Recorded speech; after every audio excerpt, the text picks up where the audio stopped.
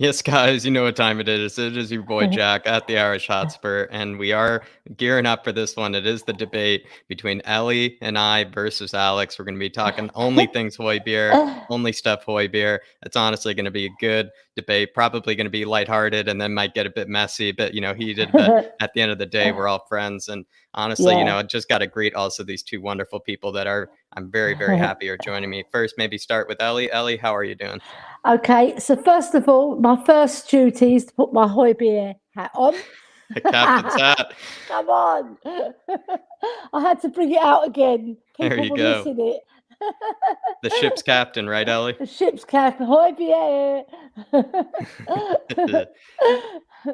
Good to hear. Good to hear. Yeah. Alex, everything all good at work? Everything all good in life and everything? How are you keeping? Oh, it's good. It's good. It's good to have a debate with somebody that I don't need to band with anymore. No disrespect, David, that I've won every single battle and stuff. Yeah. No disrespect. But yeah, this is going to be a good one. I just thought, you know what? I'm not a comments guy. I'm a person that goes on. I'm not a comments guy. I just put myself on a stream and make it box office, like I said. So I just thought get the biggest supporter going, ELLY. Yes. On Højbjerg, and Oh I'm all up for it, really, to be honest. But it's going to be respectful because I'm a respectful guy when it comes down to it. But yeah, here we go. You stand up for yourself, instead of just hiding in the comments, maybe, as well. That's what I do appreciate about you, Alex. He's willing to put his voice and his face, to the test for it. So, I think we can only commend him for it. But let's maybe greet some of the Harris Army as they welcome us in. Tottenham Tantrum Dermot's in the building saying, ladies and gentlemen, it's the main event of the evening. Let's get ready to rumble. Big up, guys. And Queen Ellie and Alex, but sorry. He's thinking, he's thinking, Alex, a lot of people aren't backing you for this one, but I feel like you're going to be pretty well prepared for this one. So I think, maybe a lot of us might realize that Alex, he definitely has a way of words, especially with this one. I know he's going to be passionate about it. And also, I think the questions are all very fair. They're not too biased or anything. I think it will go well. Tango bin Al-Sheed says, I shaved my bush into a nice topiary. I think he's talking about the Manscaped grooming. Good up, big up, Tango. Golden Cock says, before this starts, I want to say big up Dave and Jack for making it happen, and Alex for being the legend he is and being prepared to be tag teamed by Jack and Ellie. I think he didn't even want just me, everybody. He wanted two people at once. It speaks to Alex's confidence and his ability. I will say it certainly does. Golden Cock also saying, I'm guessing Ellie never gave you a choice, but to let her defend her man. Good luck, Alex. Right. I think you're going to need it. I think Alex, he has all the luck behind him, and he has all the preparation behind him. George says, I went and saw flatcapeurotalk Sardar Azmoun video. Really, honestly, George, really do appreciate all the support that you're giving over there. I gave, a few backup striker options for this kind of week, a few more scout reports to come. So appreciate all of the support, everybody. And by the way, David cannot be joining us. He's really under the weather at the moment. I kind of told him just to recover, said you can't come on here. I don't want you straining your voice, straining your chest anymore, especially with Alex, because I know Alex, 2 degree probably might be taking down David because, David's voice isn't strong enough, to be going up, in this sort of battle. So I would say everybody just wish David well. He's under the weather at the moment, but he will be back very soon. Faz Radfar saying, get well soon, David. Everybody's wishing David a good well, as well as wishing him a happy recovery. Derek Hutchinson is in the building, says big up you guys, big up yourself. Sanuska is in the building, big up Sanuska, an absolute legend. He says, hi all, looking forward to the stream. Hope you feel better soon, David. Really appreciate all the well wishes for David. He does need it. I'll tell you that. He does not sound great, but I think he'll be recovering at least a bit more by tomorrow. Zoe's also in the building saying, looking forward to this one. Hope you're doing well. Para Miguel Escoberto, hope you had a decent day of work. I know it was a bit hectic for you, but hopefully you can relax, kick back, open up the popcorn, because it's box office. Like Alex said, it's box office. Kuva99 says, David is probably just finding it too hard to sit down after buzzing half this undercage off with the new Manscaped. To pick yourself up, Kuva. Pick yourself up. Legendary comment. Brad Matthews is in the building saying, hope you feel better, David. Brad. Seconds out, round one. There you go. There you go, Brad. Big yourself up. Tin Man 007's in the building saying, everyone, hope all are well. Yeah, I think everybody seems to be doing well. There's smiles all around. Chris is saying, evening all. Don't forget to smash that like and get your super chats in. Really appreciate that, Chris. And I couldn't echo it any better. Could not echo it any better. Adam says the fight of the year begins. Let's go. I mean, maybe Alex, I'll just ask you right away. I mean, if you were to, are you kind of a Tyson Fury type? Or are you a Mike Tyson? Are you a Deontay Wilder? I mean, where would you back yourself? Are you going to be Tyson Fury this one, Mike Tyson? Well, I like anti-Joshua. I do like anti-Joshua. I think he's a decent guy, decent gentleman.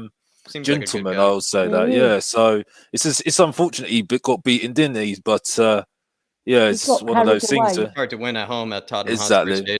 Yeah, he got carried away with it, didn't he? Exactly. Yeah, he got carried away with the euphoria, and he forgot to box.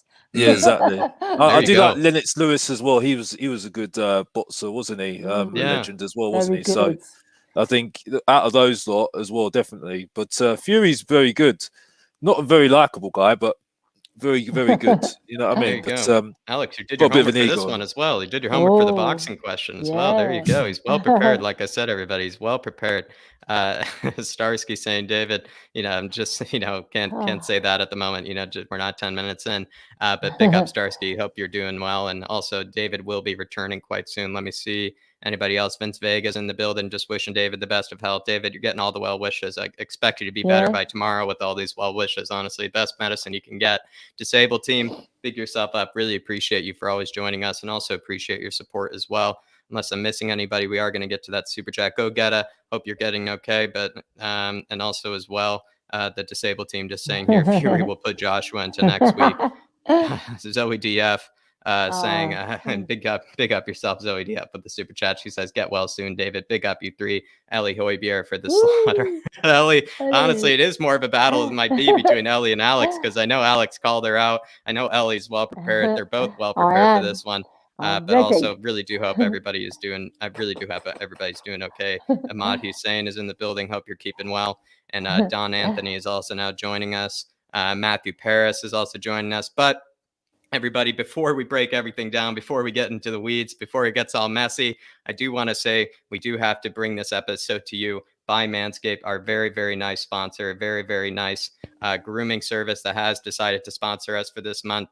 Manscaped is giving you the full performance package for 20% off using the code FLATCAP.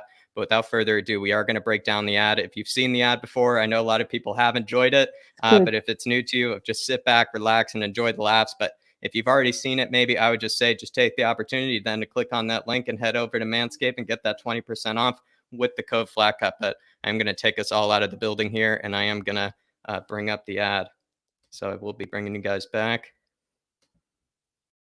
Irish Hotspur is brought to you by Manscaped. Thank you very much, Manscaped, for sending us the full performance package. Gentlemen of the Irish Hotspur, we have bought you the flat caps, and since you trusted us and started rocking that flat cap look, you just cannot seem to keep them ladies away. So now it's time to bring you the next installment in creating the perfect man. Now, gentlemen, in order to become the perfect man, the Irish Hotspur and Manscaped have teamed up, and we present to you the latest in high-tech precision engineered grooming. Fans of the Irish Hotspur, Manscaped brings you the 4th generation trimmer, the Lawn Mower 4.0. Harris Army, as I always say, a well-groomed pitch can make all the difference to your game. And David, we all know a well-kept pitch can add a few extra inches onto your pass. This 4th generation trimmer features a cutting-edge ceramic blade to reduce grooming accidents thanks to their advanced skin-safe technology. That means no more cuts and no more bruises, people. As I found out last night, David, it leaves with a nice, clean, smooth landing strip that added a few extra inches onto my pass. Well, I know last night my missus wasn't thanking me for the few extra inches. She was thanking Manscaped. And look, it's like having a reliable goalkeeper. With Manscaped, your trophies, they're always in a safe pair of hands. And speaking of a safe pair of hands, the Lawnmower 4.0's upgraded trimmers, 4000K LED spotlight will now allow me to be able to groom areas of my pitch, David, that the floodlights, I promise you people, have never shined a light on. And the Lawnmower 4.0 even allows you to customize areas of your pitch to whatever length that special someone in your life desires with its additional guard lengths with the sizes 1 through 4. No matter the look, Manscaped has you covered, whether it's that bald, hard man look or that well-groomed playmaker.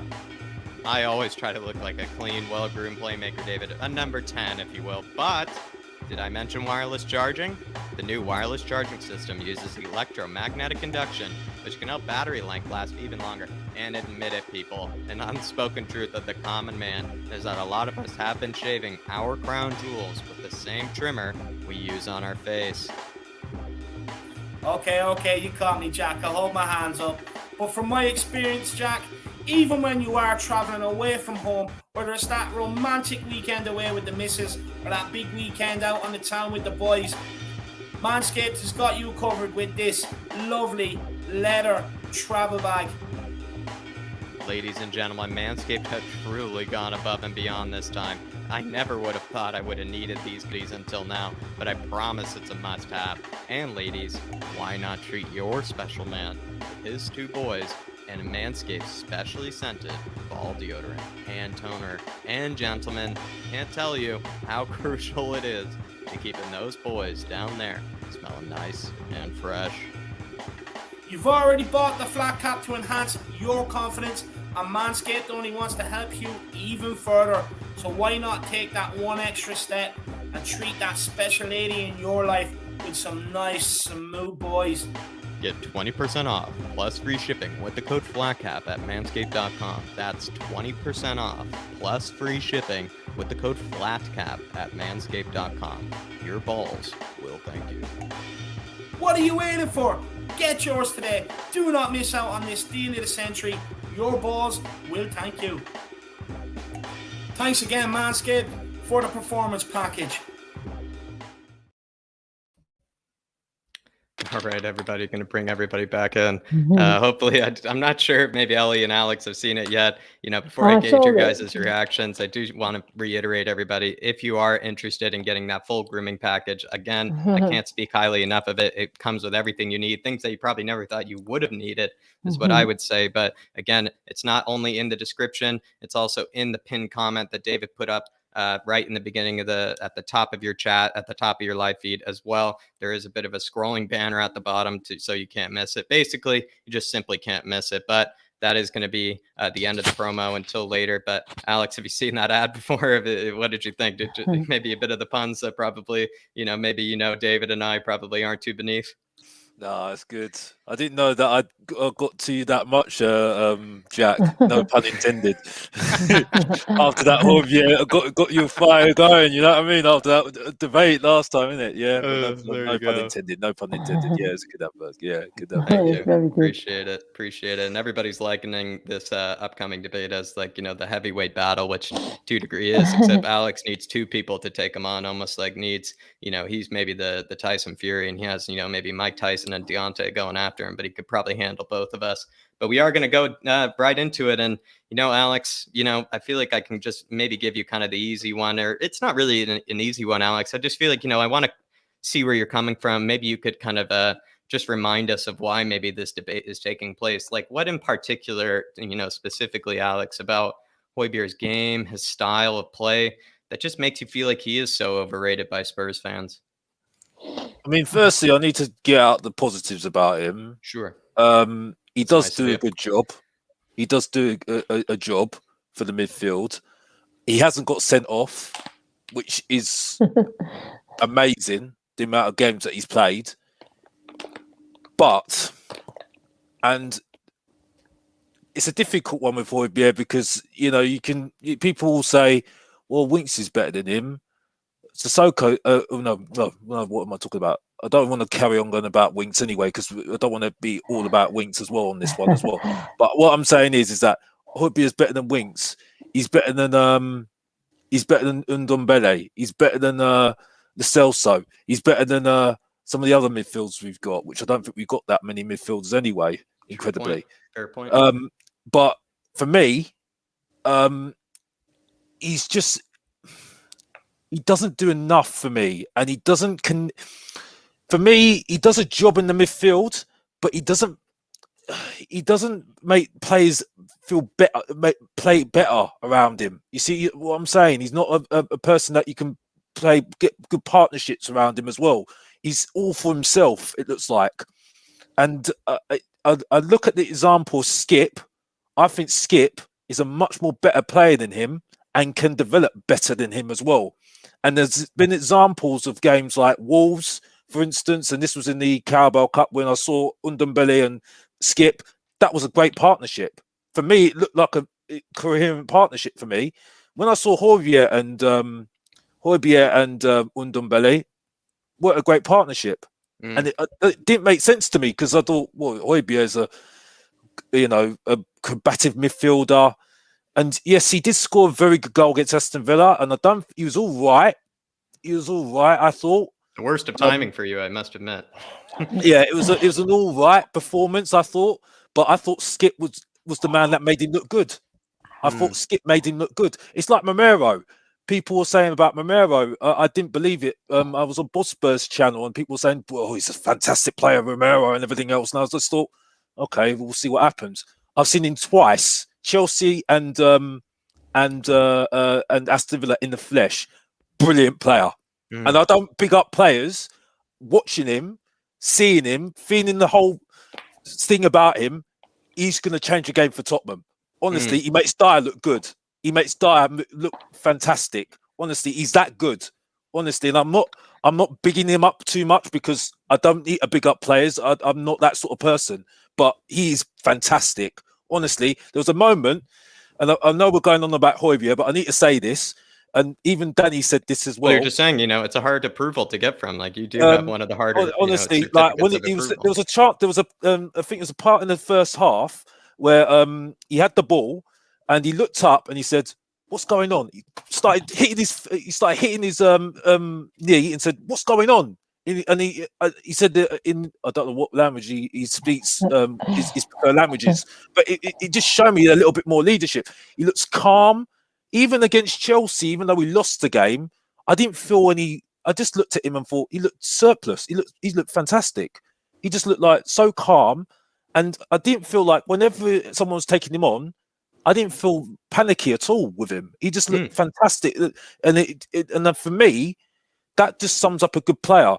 He makes players look good around him, and I think that's with Skip. I don't think that with Højbjerg. I do not think that with Højbjerg, and also. I don't think this is really his fault because he's had Mourinho as his manager. But I think this sums up the whole thing with Højbjerg, and that's why Southampton didn't mind letting him go.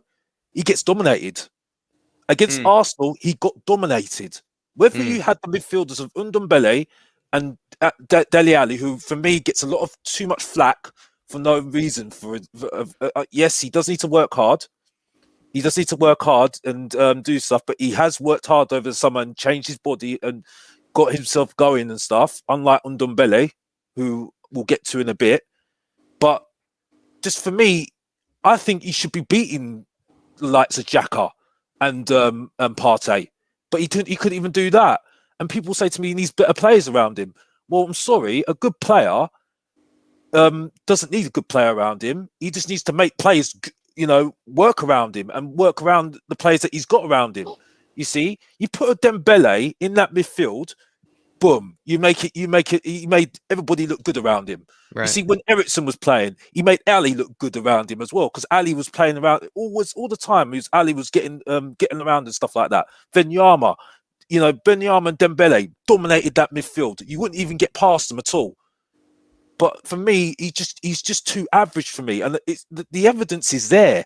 I know that people say that he's better than some of the Arsenal players, but when you look at some of the midfielders like at Chelsea, Manchester United, Manchester City, well, maybe not Manchester City because really, to be honest with you, we have beaten them, but still, again, they still dominated us though, didn't they? Yeah. And then Liverpool. I'm sorry. Those. Just a quick follow-up, Alex. Just to get maybe into your point a bit more, before I ask Ellie, where her love for Højbjerg comes in comparison.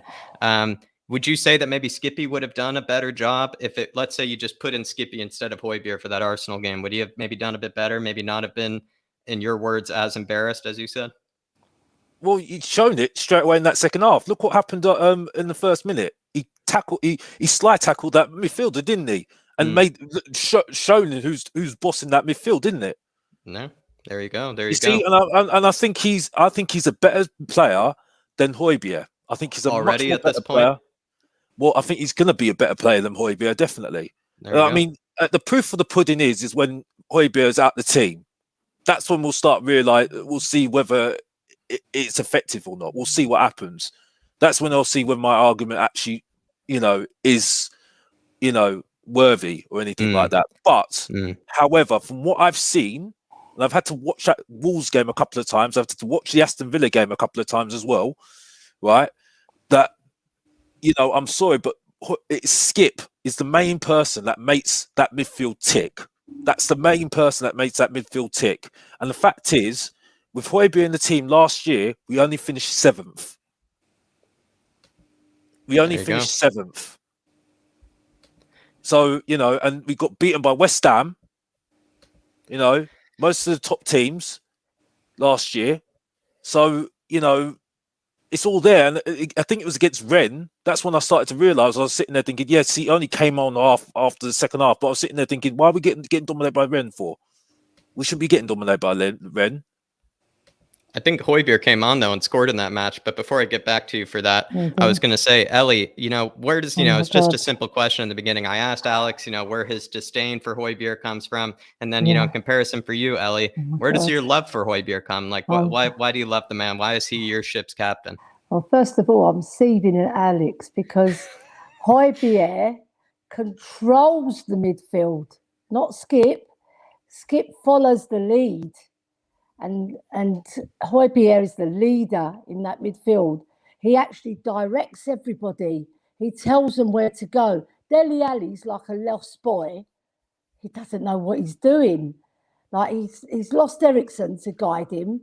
Now Højbjerg's trying his best to guide him, but the guy's lost and he's not been performing. I don't know how you can say Dele Alli. But I love Højbjerg. Because first of all, he came to our club and the first thing he said, I'm here to win, right? Yes, we finished 7th, but that's not because of Højbjerg. That's the other gits in the team who don't pull their weight, right? Højbjerg covers every blade of the grass. He's like Ericsson on speed. But one thing I would say, he's not as crafting as Ericsson. Right. But he gives the team something else. And look, I remember you said we only finished 7th and we lost to the major team. When Højbjerg wasn't playing, we had our worst result of the season. Don't you remember? Dynamo Zagreb. He was suspended and we fell apart because he wasn't there, the King Højbjerg, to save us. Wow, we would have never have lost that game. But the thing is, with the bigger teams like Liverpool and Chelsea and Man United, Arsenal are not a big team anymore, so we don't have to mention them, right? But what happens is the other players don't pull their weight, but Højbjerg is always there. Against Liverpool, he scored, and look what he did. Winks comes up to him, give him a high five. And he goes, "Get away, you little boy. We're losing. Tell him, get back." Yeah, they needed that motivation from him. Yeah, he wears his heart on his sleeve and he works so hard, but he's not just a worker. He can score goals now. He's showed it already, 2 goals this season, and he's upped his game, right? And he's so valuable to our team because you need players like that who work with a passion and want to win. We need winners in our team. We don't need all the other losers, And he's getting these losers to actually play better around him. All right, Skip is not a loser because we know Skip's got potential. Yeah, he's nearly the finished article. Just needs to bulk up a bit. But he's learning off Højbjerg. If you go to Skip and you say, who's your favourite player in the team? He'll say 100%. He would say Højbjerg. I'll guarantee you it. That's a brilliant answer. That is a brilliant answer. Finished. I'll take my hat off to Højbjerg. Always tipping our cap to Højbjerg. Yeah. You know, just quickly before we get into the real questions here, you know, maybe for me, my love of Højbjerg feels like, because last season felt like, to a degree, the worst season any Spurs fan has felt like they've endured in a long, long time. And I thought Højbjerg was our shining light. I really thought he was our shining light. In fact, as well, when I even looked at the stats from all of last season as well, not recently, but just from last season, doing a few kind of stats with Jack kind of, you know, esque things, the guy just only was just green. He only is green. He's only doing the best for the team as well. You know, even to a degree, you know, kind of Alex even mentioned it, where he was never really partnered by a real, you know, partner like maybe Skip in the past. He kind of, to a degree, has been in his lonesome playing that holding midfielder role. And now we saw over the Euros, I think in the summer, we just saw even how Højbjerg can play a different position. He can win the ball high up the pitch. He doesn't have to be, you know, relegated to just that CDM position. He just seems to me like a full, just like a full package center mid, a box to box center mid. He's just honestly a god in my eyes. He's a Viking in my eyes. But I feel like now, you know, everybody, if you want to ask Alex something, if you want to, you know, challenge us as well, you know, with maybe a comment where maybe you're not so convinced by Højbjerg like Alex is, feel free to put in a super chat, because then you can skip the queue. I'm going to try to bring up the comments as best as I can, but, you know, I am not joined by David tonight because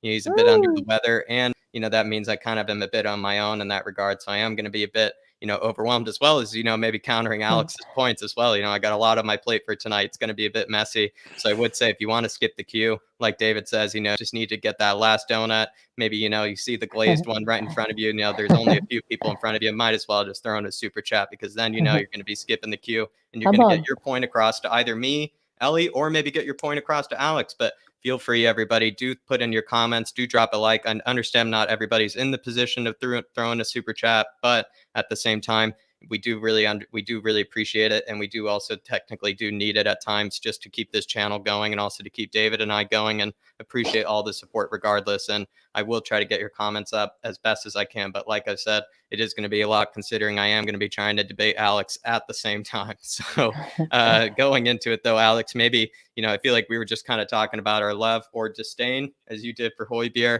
but now we're going to get into the real questions, Alex. And it's kind of, this one I find is a bit interesting. So Alex, why do you feel like maybe Højbjerg's reputation with Spurs fans to you is maybe so deeply exaggerated? Or maybe in your case, simply said, why do Spurs fans seem to overrate Højbjerg in your eyes? Like, why do you feel like, you know, Spurs fans seem to love him so much, when in fact you're one of the few, I might argue, that, you know, don't seem to really be so convinced by him? Basically, you're just answering, why do you think Spurs fans love him so much?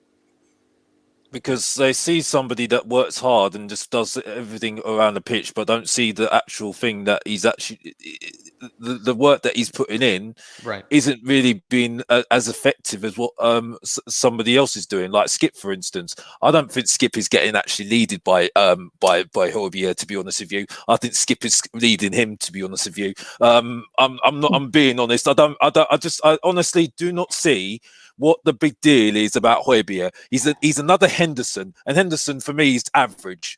You know what I mean? The only reason why he's very good is because he's got Fabinho next to him, and what's his name?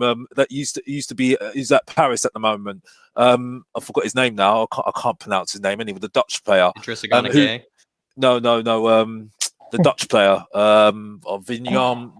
Oh, I can't pronounce his name. Wijnaldum. Yeah, I can't pronounce. Yeah, that's him. Yeah, who ironically Tottenham wanted to get, by the way, rather than Sissoko. But I even think Sissoko was better than him, to be honest with you. I think he was actually much better, even when you had Winks and Sissoko. Maybe just to reiterate, you think Sissoko is better than Højbjerg? Well, I think Sissoko was much better and more effective. I think Sissoko and Winks were much more effective, to be honest with you. Yes, as a partnership, yes, they were. Yes, admittedly, they had Eriksson in front of him as well, but I think they had more to give in that sort of midfield situation, more effective. They got more in the got to the midfielders in that they're playing against as well. For me, Skip makes that midfield tick, and unfortunately, I think if you play Højbjerg, you're playing counter-attacking football. That's for me. That's what I see from Højbjerg. A very counter-attacking sort of person. And I'm not actually lost, Adam, by the way. But thank you for this. Thank you for the comment, mate. You know what I mean? Yeah, it's all good. It's all fun and games, mate. I'm bringing up all the It's comments. all fun and games. Continue. Don't get it's all distracted. fun and no, I'm only having a laugh. I'm only having a laugh. But anyway, you know how it is. But no, I'm sorry, but I'm not being funny. I'm sorry. I mean, I you know, like I said, Dembele and Wanyama, right, were the stable in that midfield that got us to like winning, trying to get into the title, winning the title. This guy, unfortunately, he's no better than getting us 7th, maybe even 10th. Which I predicted. Why people love Højbjerg so much is because maybe to you, right? They're nowhere near close. Maybe in your eyes, he's nowhere near close to Wanyama or Dembele, but it feels like we haven't had anything close to them since then. Maybe that's why, you know, Spurs. Well, that's the point. And then I'll tell you what: if he's captain, right, he's not going to be any better than Xhaka, because it's proven against Arsenal. Proven against Arsenal that he couldn't even do it against Xhaka, even Partey. And for me, he should be competing with those sort of midfielders, because Arsenal are not any better than us. Like I said, if you competed against Arsenal, you get at least a draw out of that game. That's why people are angry. They're not angry about the fact that we didn't win the game, or the fact that we did not compete in that game. With the Højbjerg and Ndombele, if you're a leader, you lead Ndombele. If you're a leader, you lead Dele Alli. You don't get bantered by those two a leader midfielders. In the squad. Well, he doesn't show by example, doesn't he? Skip's shown more example when he came on. So I'm sorry, he's not very good. And like I said, the proof is in the pudding. Who went for him in the summer? 2 seasons ago. Everton. Are they a top 6 club? No, they're not. Well, they're in the top 4 right now. Huh? They're in the top 4, but we're early in the season right now. I don't look at the season. I don't look at the table right now. Okay. Like I said, we'll look in March. We'll see what happens then. They've created the most chances, actually, apart from, I think, Brentford or something like that this season, or Man City, I believe. Well, Everton, yeah. Oh well, with a player like Damari Gray and revolution. With Damari Gray, who's a very good player, by the way, and Townsend, you expect that sort of thing to happen, wouldn't it? So, like I said to you before, by the way, we're talking to the legend here, ELLY, by the way. So I'm not having a go at ELLY, by the way. This is a nice debate, by the way. Very behaved, Alex. This is a legend, by the way. So I'm not having a go at ELLY, by the way. So we just calm. You know, hopefully no one's getting in a mess, because it's all fun and games here. But yeah, like I said, it's like as I said before, I might be eating my word. Well, I shouldn't say that. Maybe just I was just going to say, just to reiterate, the question was, right, why do we, maybe me in particular or ELLY, why is it that, maybe in your eyes we're so kind of overly convinced by Højbjerg and maybe overhyping him in your degree? Because we've got no other players that are better than him at the moment. Well, only Skip, in my opinion, is on the par with him. But when you've just got Winks, Lo Celso, and Ndombele, you really haven't got anybody else to really to put your hat on, can you? Really? So it's really just by default we've got Højbjerg. That's it. But again, like I said, it's he does do a good job, but to be top 4 or probably try and get even higher, you need more. You need more. And I know that's difficult to say for a midfielder that puts everything in, but that just shows that you're not good enough then, aren't you? Yeah, if you're playing at your best. Asking for more. You're still asking for more. And Tim Man 007, saying, personally, I think Højbjerg is a decent player, but no Moussa Dembele. So a bit in your defense, actually, there, Alex, for sure. And you say, having said that, though, what would we be like if he wasn't in the team? That's why I kind of was maybe reiterating from before, and I want ELLY maybe to get her thoughts on this super chat here. I just thought last season was so bleak. It was so horrible. It made me just sad to watch Spurs. And I thought Højbjerg was our only shining light. And man, I really thought he was the one that maybe to a degree, even though I don't agree, what Alex was saying, where he puts in that hard work, he puts in that muscle in the team that to a degree, no other player, maybe apart from Skip as well, until now, but definitely last season, he was the only one that put in the hard work or the muscle in that midfield. And that's probably to a degree why a lot of us, have become kind of Højbjerg stands, or, Højbjerg levels, Højbjerg lovers, Højbjerg sexuals, you might say. So Ellie, I mean, what would you say, where would we be without Højbjerg? Would we be a whole lot worse off in your eyes? Yeah, I've been itching to get in, actually. I've been itching. I'm scratching myself. Take your time then, Ellie. Take your time. Basically, you can't compare Højbjerg to Moussa Dembele. You can't compare him to Ndombele. They're different players. They're creatives, those two. They're designed to create goals, and they're designed to get forward. Højbjerg's job is to stop. He's a stopper, and he does a fabulous job at stopping the opposition. And not only does he stop them himself, he orchestrates the whole defence and organises them. And he tells people where to go. You see him, you go there, you take him, I'll take him. That's a leader, somebody who can show the way. I disagree with Alex that he doesn't show Oliver Skip the way. Skip looks up to him. Soon as Skip comes on as a substitute, or if he's starting with Højbjerg, you could see they work together as a unit. Whatever Højbjerg... Uh-oh. Something must have happened there, it seems like, by the looks of it. Uh-oh. Can you still hear me, Alex? I can hear you. Oh, so it seemed like maybe the phone died or something. Hopefully we'll get her back. But to finish her point, now it's just me and Alex in the ring. Oh, we got her back, maybe for her to finish her point. Good. I think sorry that about was that, somebody Ellie. in Alex's team cut me off. No. Oh, what's doing that? I think, Ellie, just as a follow-up question, to maybe bring you back to where you were, Alex at one point said Højbjerg, to a degree, is a leader, but he doesn't lead by example, in his words. Why is that?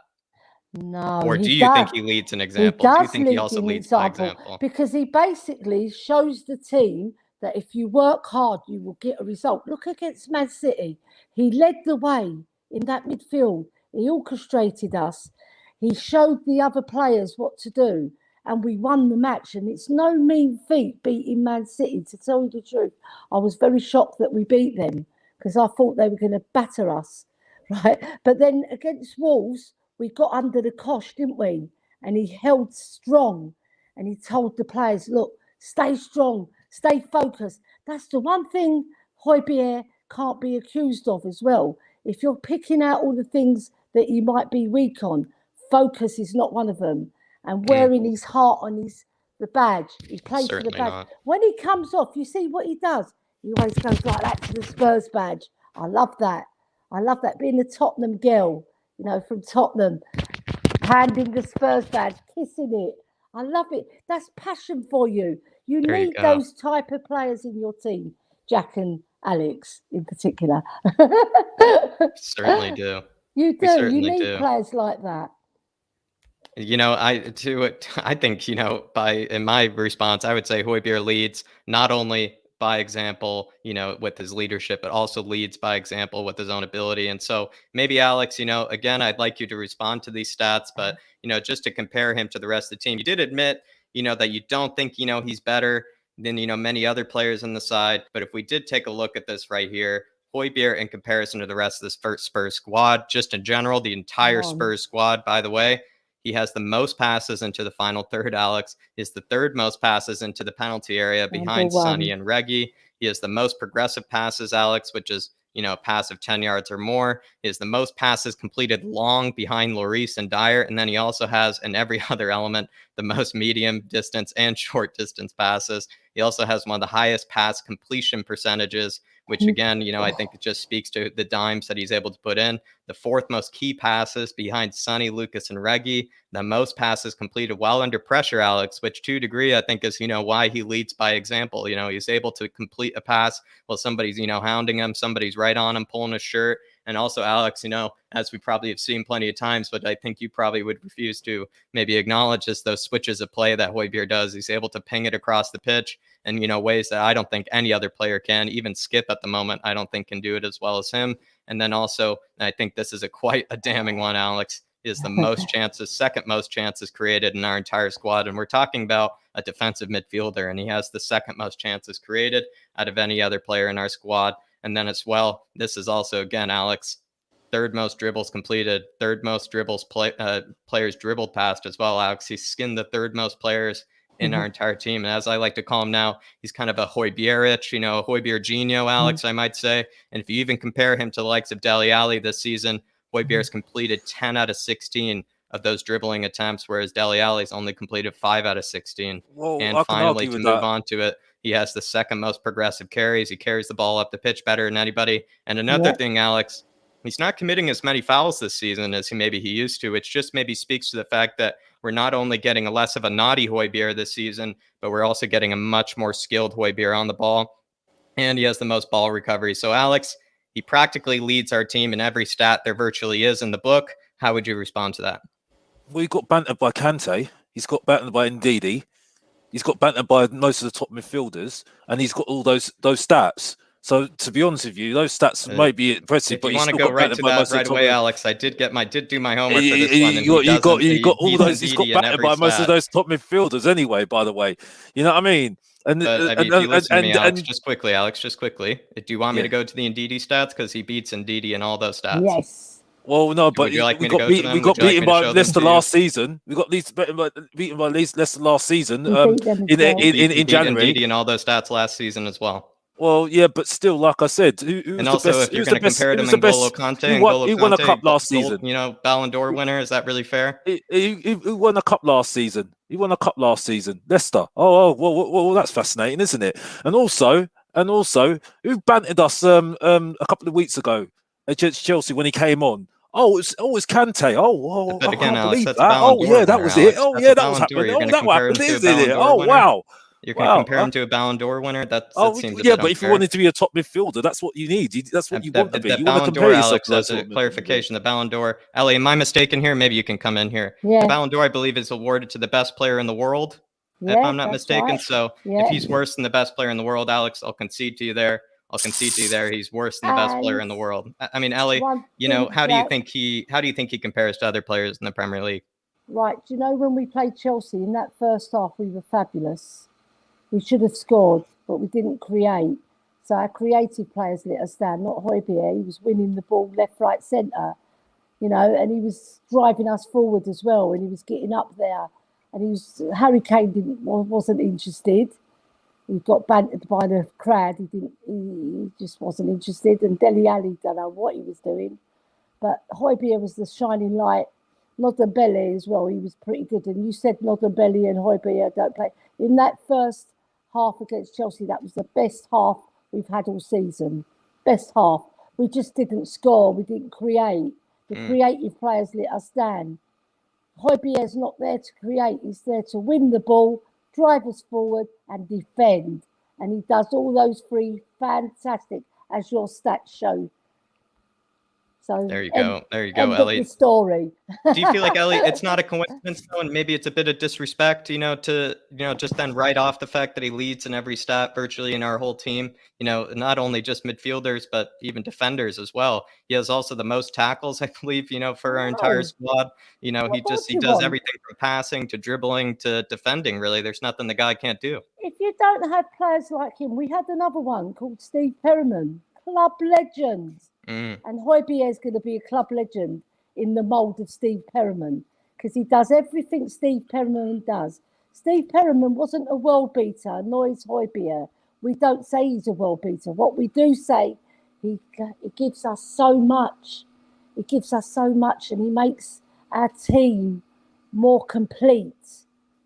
He doesn't make us feel complete. Without Højbjerg, we're nothing.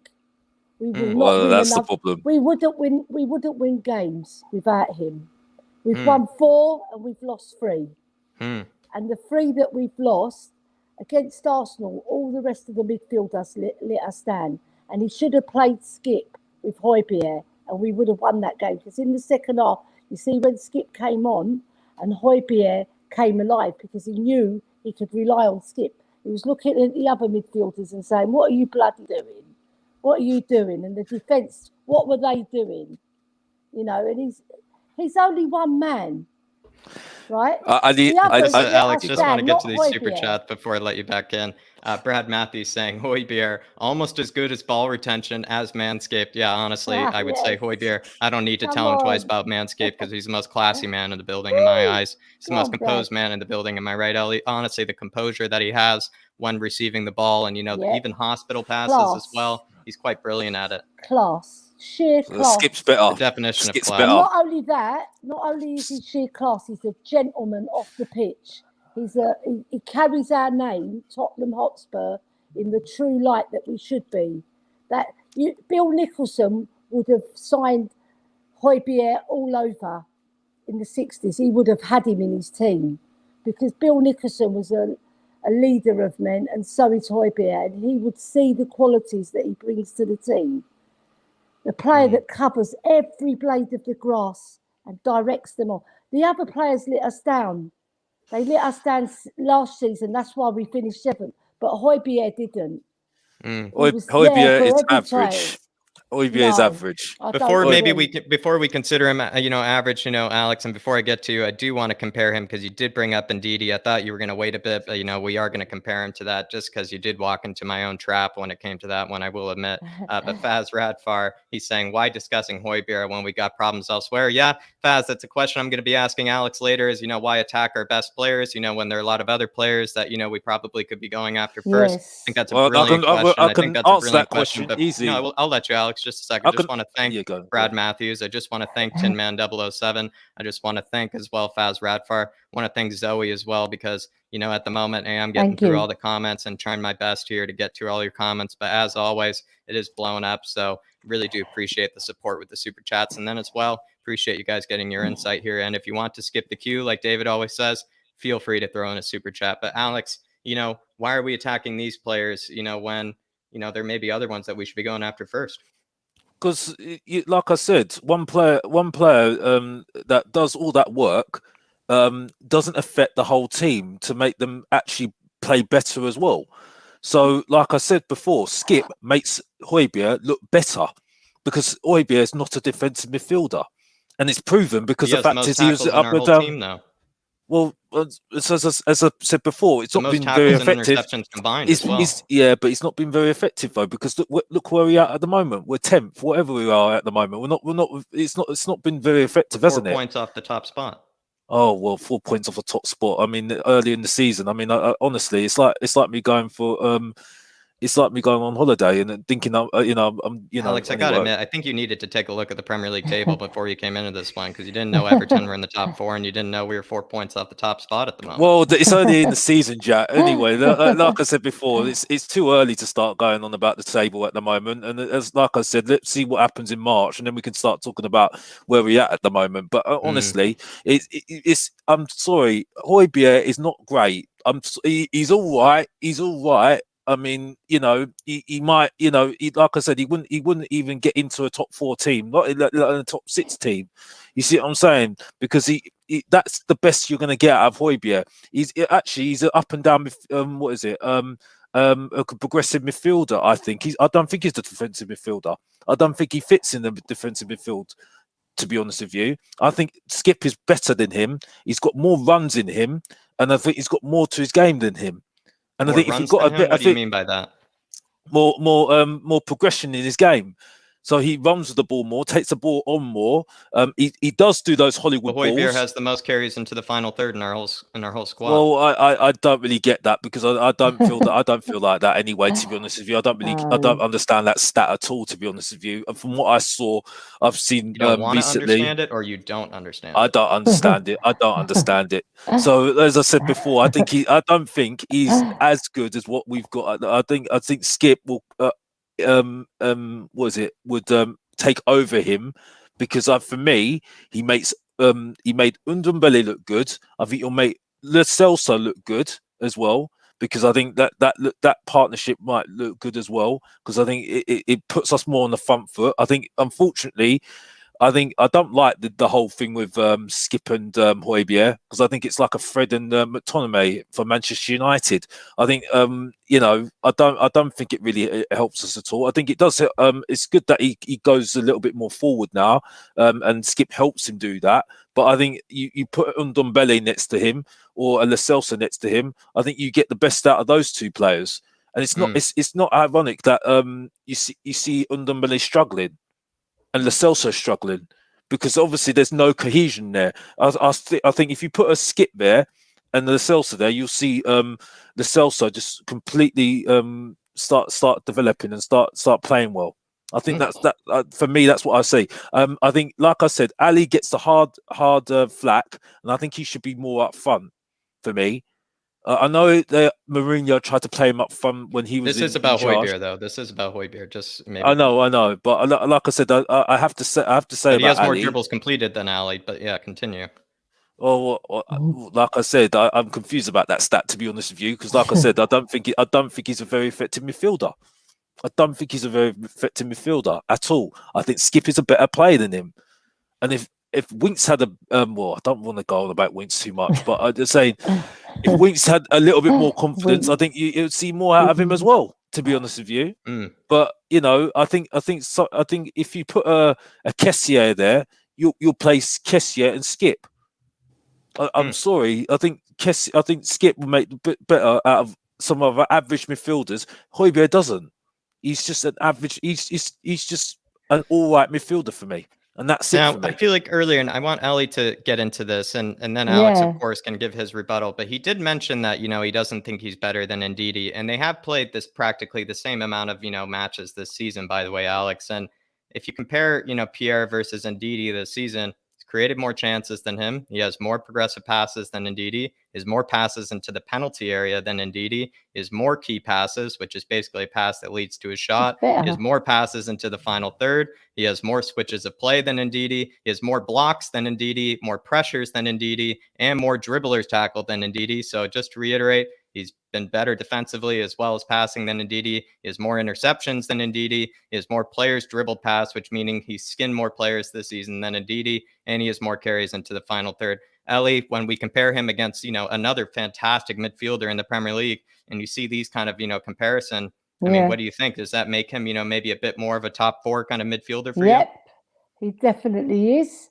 And I say this to Alex, he's second to Kante in midfield. I'd say Kante's number one and Højbjerg's number two, because there's no other player like him in any team who works as hard as him, who affects the game as him. Look, the stats prove it.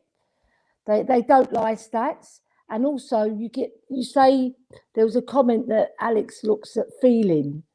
Well, I look at feeling as well. And the feeling I have in my heart is for players who play for the badge, and they actually run their socks off, and they actually affect the game by directing other players who are being lazy and getting their arse into gear so that we can actually win the match. And that's what he does. He's just a leader. He was a born leader, and he was born to be Tottenham Hotspur's captain. I think Lloris, up to the end of the season, they'll probably keep him as captain, but it's a shame because they should have put Højbjerg this season. They should have made him captain, because the guy's been with us one season and he's been captain fantastic. And look what he done against Brentford.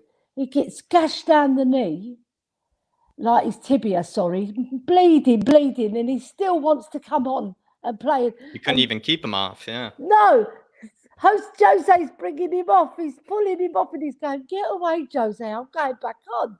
That's what I call a real player, someone who wears his heart on his sleeve and he wants to win.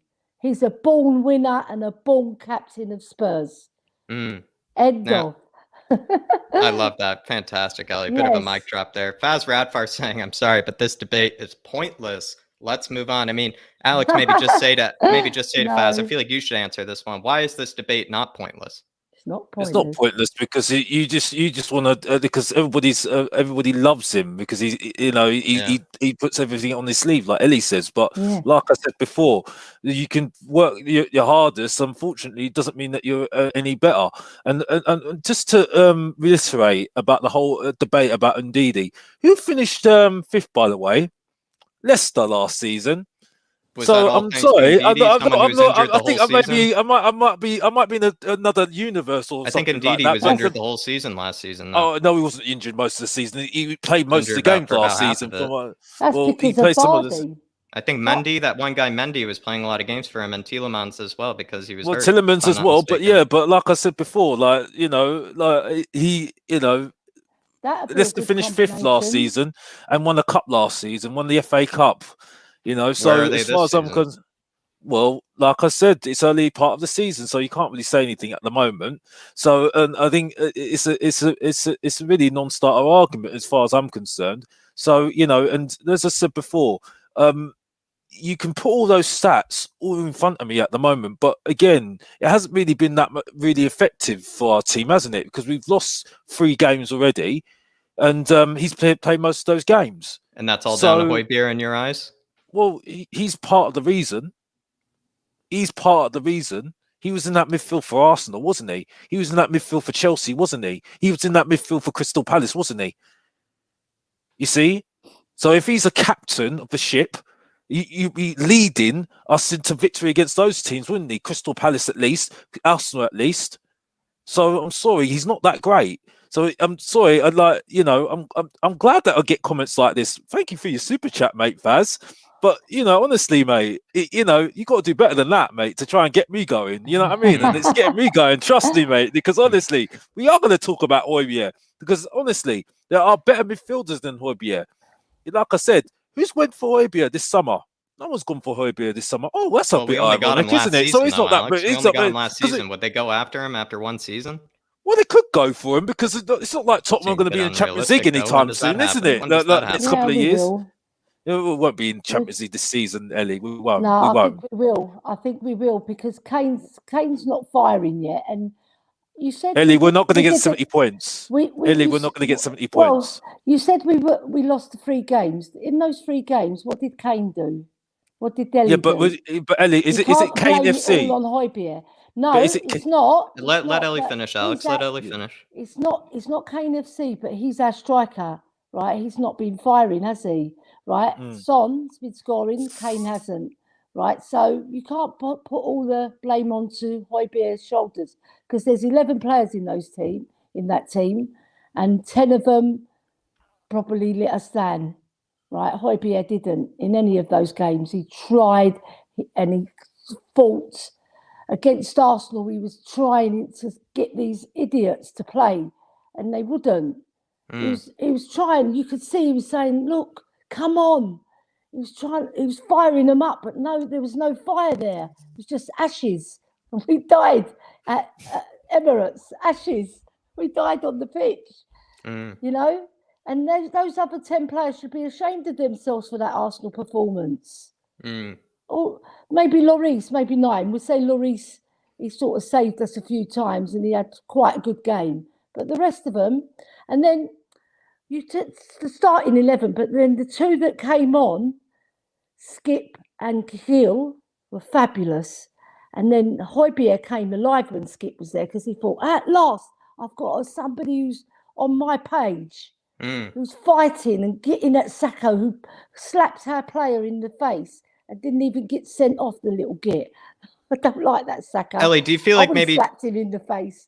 Do you feel like when Alex said, like some of those losses to a degree, Højbjerg, if he's supposed to be a leader, right, we wouldn't have had those losses. Why do you feel like that's not true? No, I don't think that's true because there's 11 players in the team, right?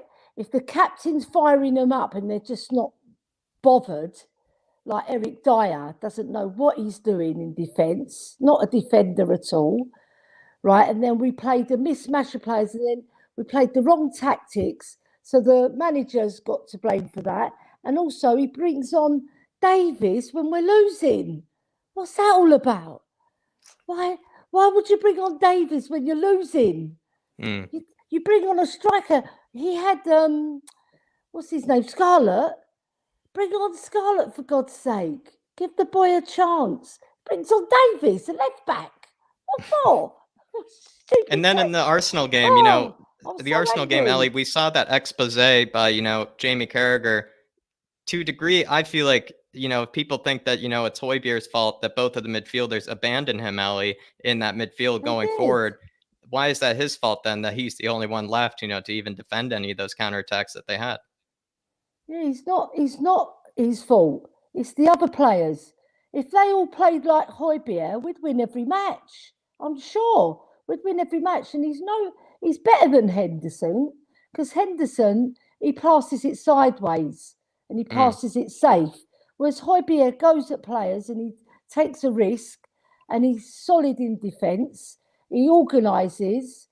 He's a complete player in my book. There's no better player in our team than Højbjerg. And when Ndombele's on form, when he wants to be on form, and he wants to get his arse into gear as well, he's the most skillful, definitely. You can't say Ndombele's not skillful, yes, but he doesn't do it enough, and he's lazy. So he needs Højbjerg to give him that jolt, to get him fired up. And do you think the whole midfield needs Højbjerg? Yes. We're better with him now. And Ndombele is better when Højbjerg plays.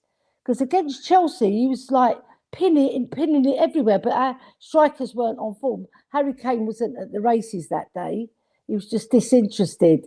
And if Harry Kane was at the races, we would have easily gone 2 or 3-0 up in that game, or maybe 3-1.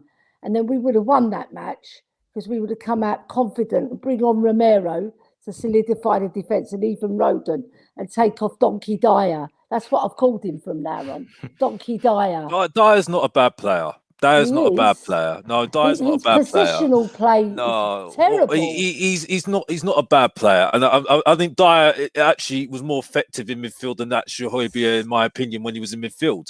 In my opinion. And okay, like I said, I mean, honestly, I don't think, and I do like your optimism, Ellie. But again, like I said, there's no way we are getting top 4. There is no way in hell we are getting top 4, because we're not going to get 73 points. And that's the benchmark to get into Champions League. So let's get that right. That's a simple answer straight away.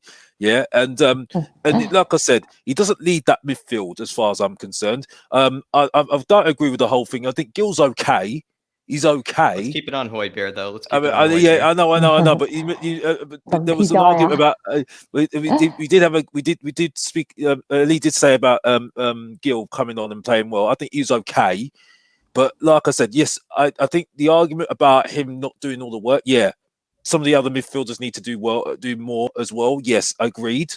Like I said, that midfield should have been good enough to get the better of that Arsenal midfield. I am sorry. Do you feel like they abandoned, Højbjerg kind of to a degree? No, that's what I don't think anybody abandoned. They all abandoned each other, as far as I'm concerned. Because as far as I'm concerned, Højbjerg is good enough to get the better of Partey or Xhaka, right? Because Xhaka's got a red card in him, and Partey, we all know he's got injury problems.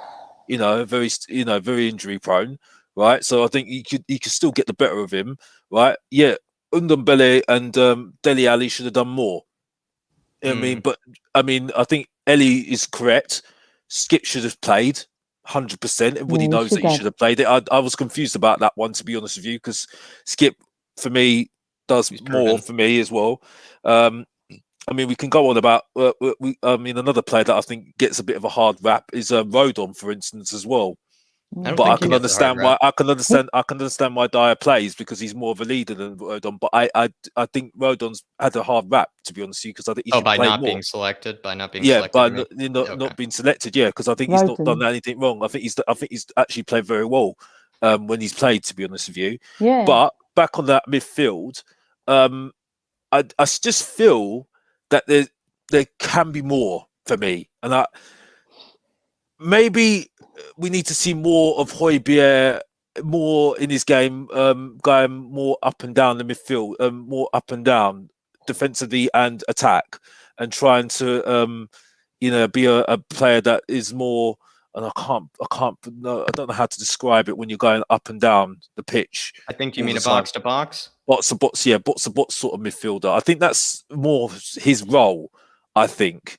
But how is he not because doing that when he has some of the most carries into the final third, some of the most passes into the final third, and as well as some of the most tackles in our whole squad?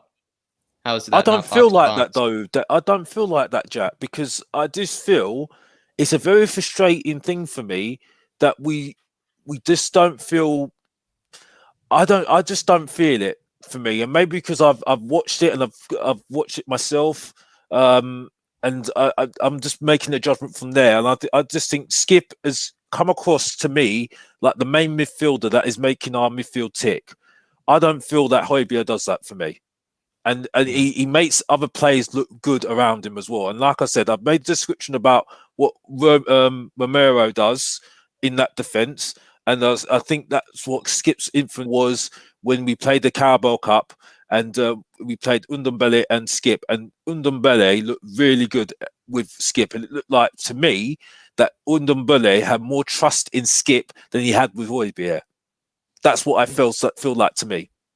So that's a 2 degree. Maybe we can't speak into Tanguy's psychology, but to a degree, Tanguy had one of his better games when it was just Skip alongside him. You might be right, but he also gave away a decently bad goal. But Lightwork saying, "What did I miss?" Big up Højbjerg, our king. Certainly is our king, right, Ellie? Yes, he is. The thing I'd like to bring a point up about Roden Definitely. and Dyer as well, just because they gel with the midfield as well. But I think Dyer, he's not. I agree, he's not a bad player. I agree with you there, Alex. But sometimes he gets ball watching instead of marking the player, and his passing is quite woeful a lot of the time. He doesn't really find his man a lot.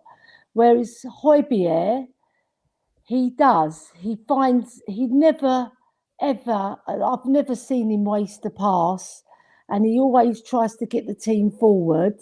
He drives us forward like Jack Stats show. And I think he can get more forward.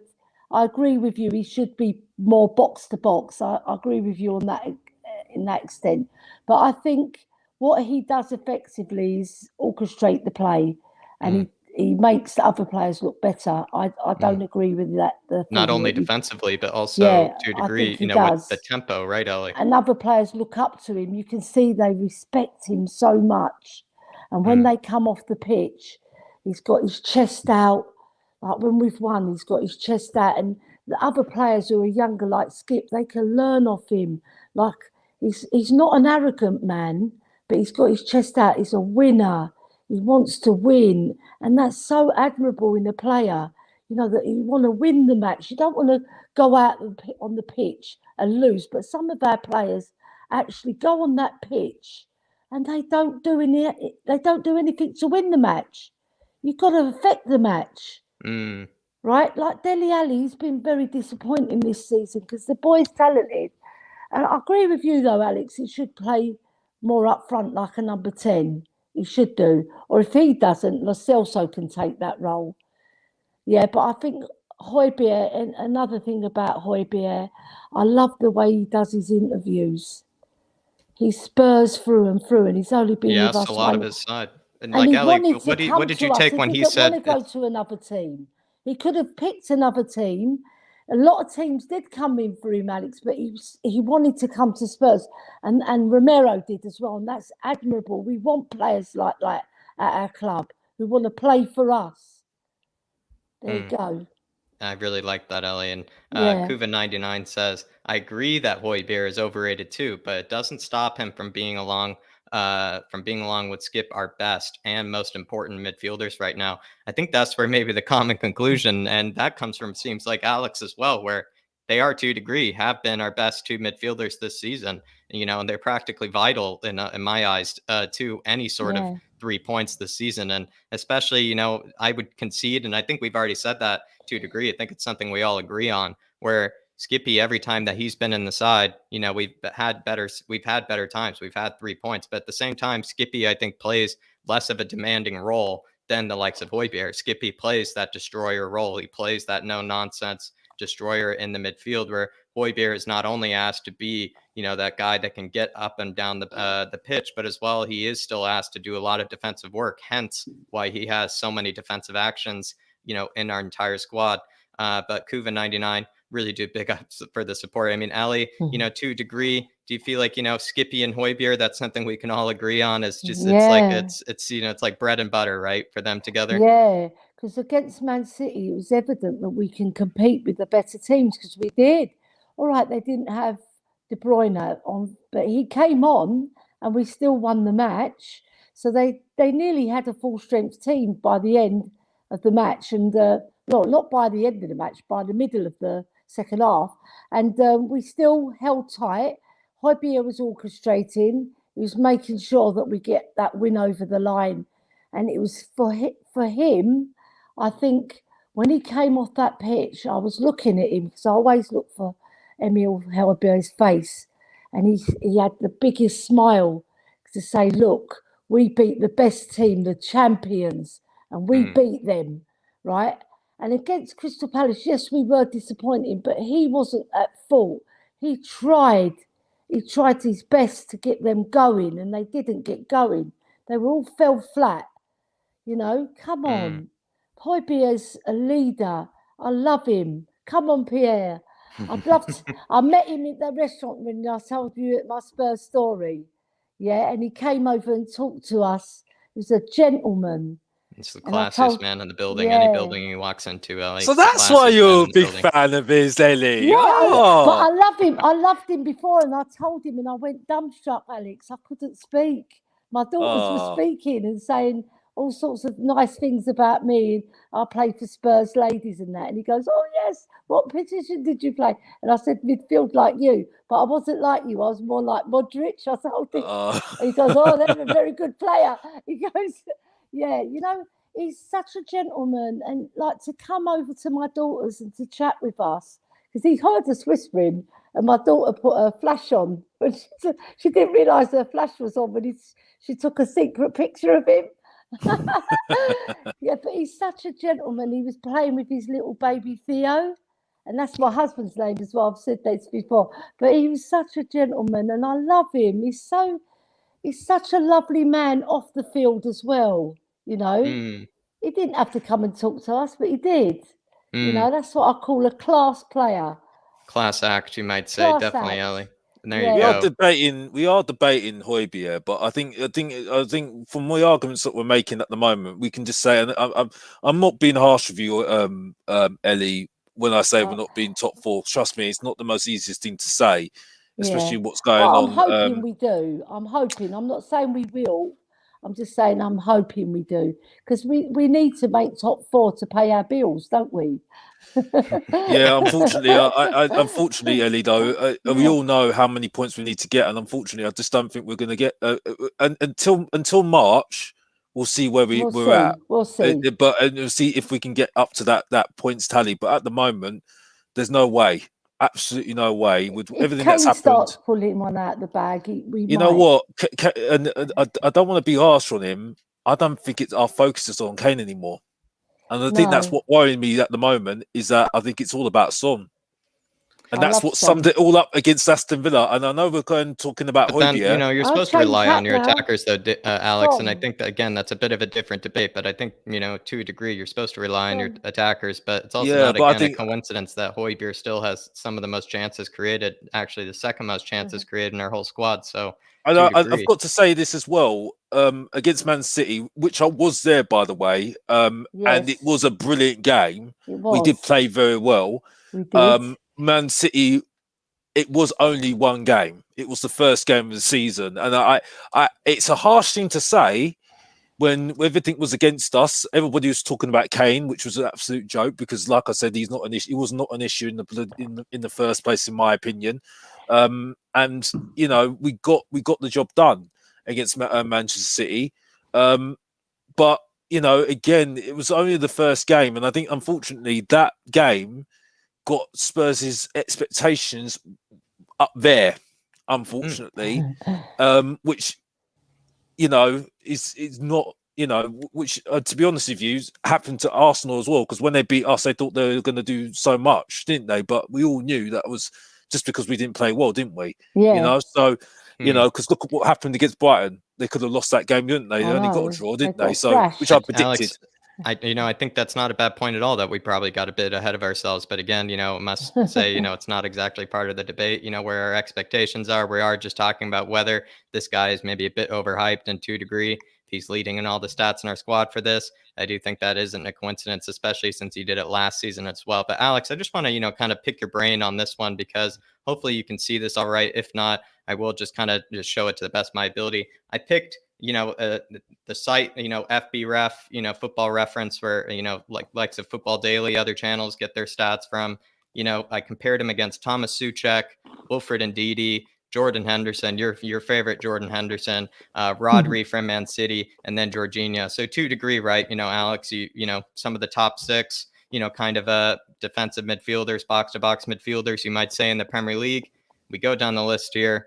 Højbjerg leads in the most progressive passes. He's also quite high up there in terms of passes, into the attacking third. You can see right there, he leads in second amongst those midfielders. If you were to move down to pass types, he has the most switches of play compared to all those wonderful midfielders. And I don't think it's a slate on any sort of midfielders, but, when we do think about it with Højbjerg, if he's able to top these guys in certain stats like this, it maybe does speak to, his ability, and then we go further down, he's second to Jordan Henderson in shot creating actions per match, again, chances created, Alex. And Jordan Henderson, he plays for, I must concede, a much better team, a team that does create a lot more chances than us. Yeah. You go into the defensive area, Alex, he leads and is actually tied with Ndidi in terms of tackles and interceptions combined. But if you went back to Ndidi, he's pretty much on the bare bottom for a lot of these other stats when you do think about it. He's able to do both things at once. We talked about dribbles, Alex, this season. The guy is honestly skinning people for a living. He's able to dribble past more players than anyone. He has the most players dribbled past for us and amongst these players as well. And then we go into also interceptions. He leads in interceptions. And so since I did just compare him, Alex, to all these other fantastic midfielders, I must admit, fantastic midfielders. I mean, why do you think he's still maybe not in the top six? Why would he not make it into the top six for these teams? Because, like I said, where have they come and got him? They've been interested in him. If that's the case, like I said, I don't think if those stats are so wonderful, why are we not higher in the table then? But is that Højbjerg's fault? I mean, at 2 degrees, just one guy in a whole 11, Alex. Well, if those stats are so great, that will make our team much better then, isn't it? Make players want to play better again, Alex. We're 4 points off the top spot. So, it's a new season. And then as well, 2 degree, I will concede those teams have also much better starting 11 than we do. But Højbjerg is certainly not the one that I would pick first, to slate. Well, I'm slating him because I think, as far as I'm concerned, I don't think he actually is a midfielder that makes our team any better than it is at the moment, to be honest with you. And like I said, when we were at our pomp with Pochettino, I don't like going back there, but we have to go back there to try and prove my point. And we had to get the best out of the squad and get the best out of some of the players that we had. And some of the players that we had, Dembele and Wanyama, got the best out of that team and got us to where we were before.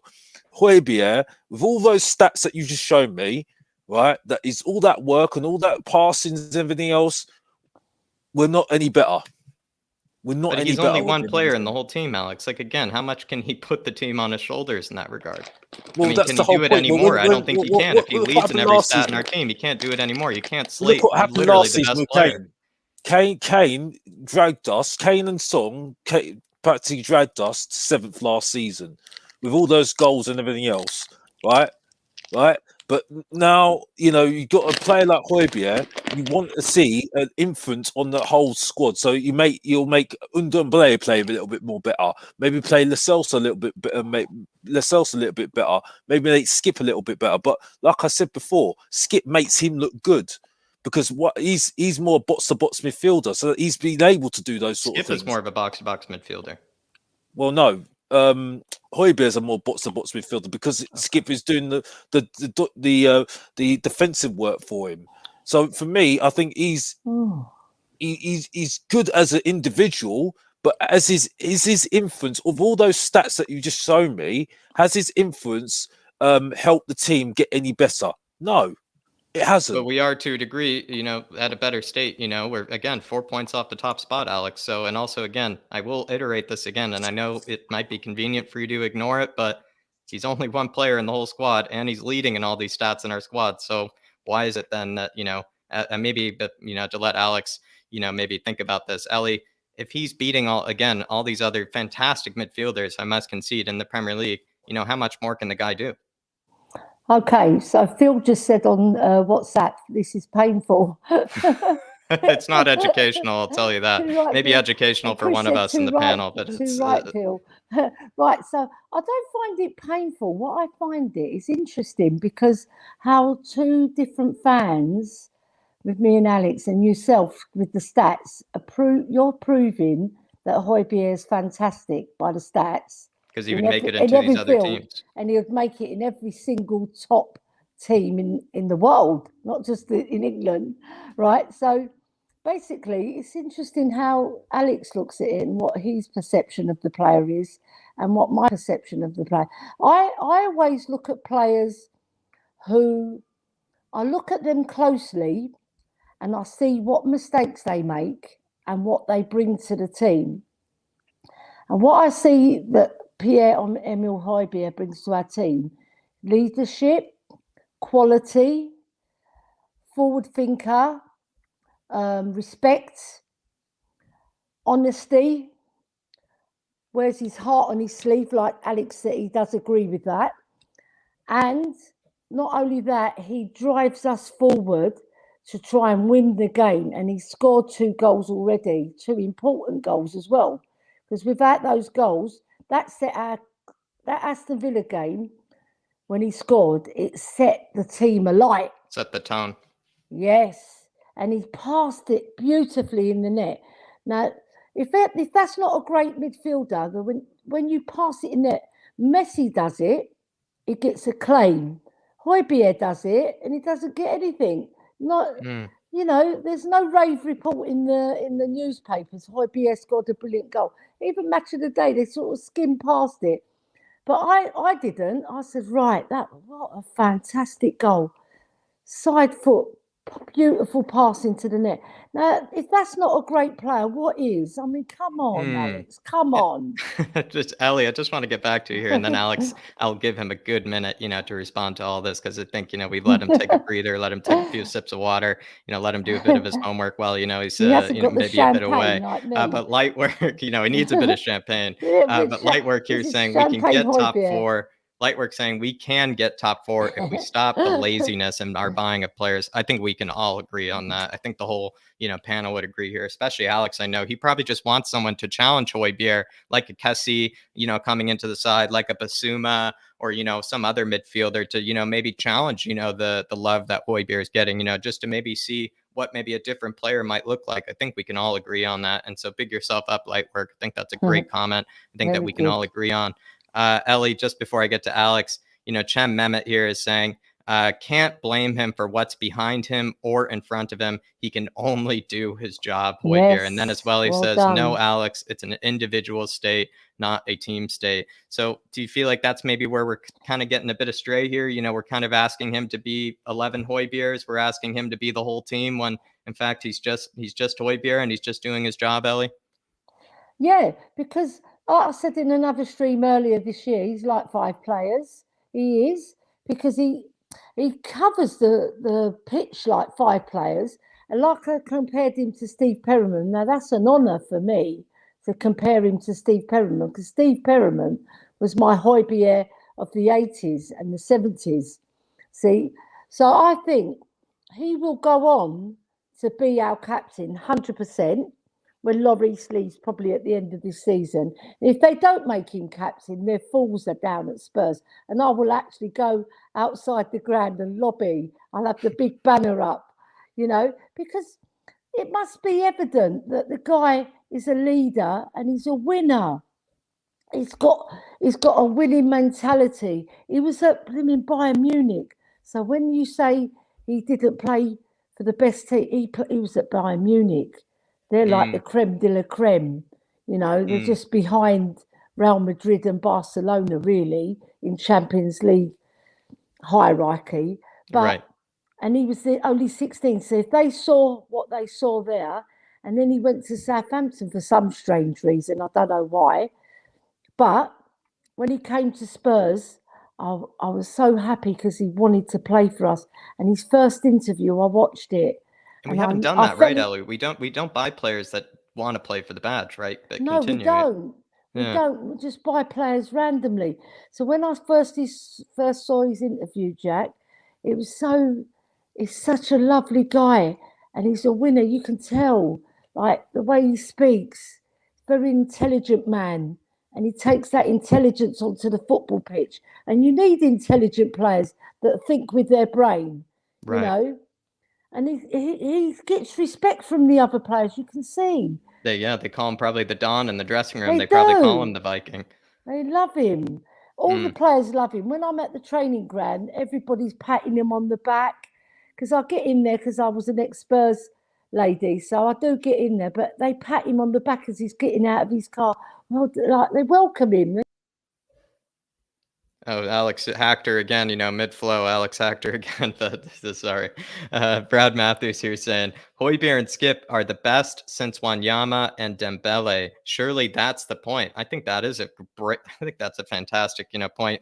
Brad, unfortunately, I will say this is not our most educational of episodes.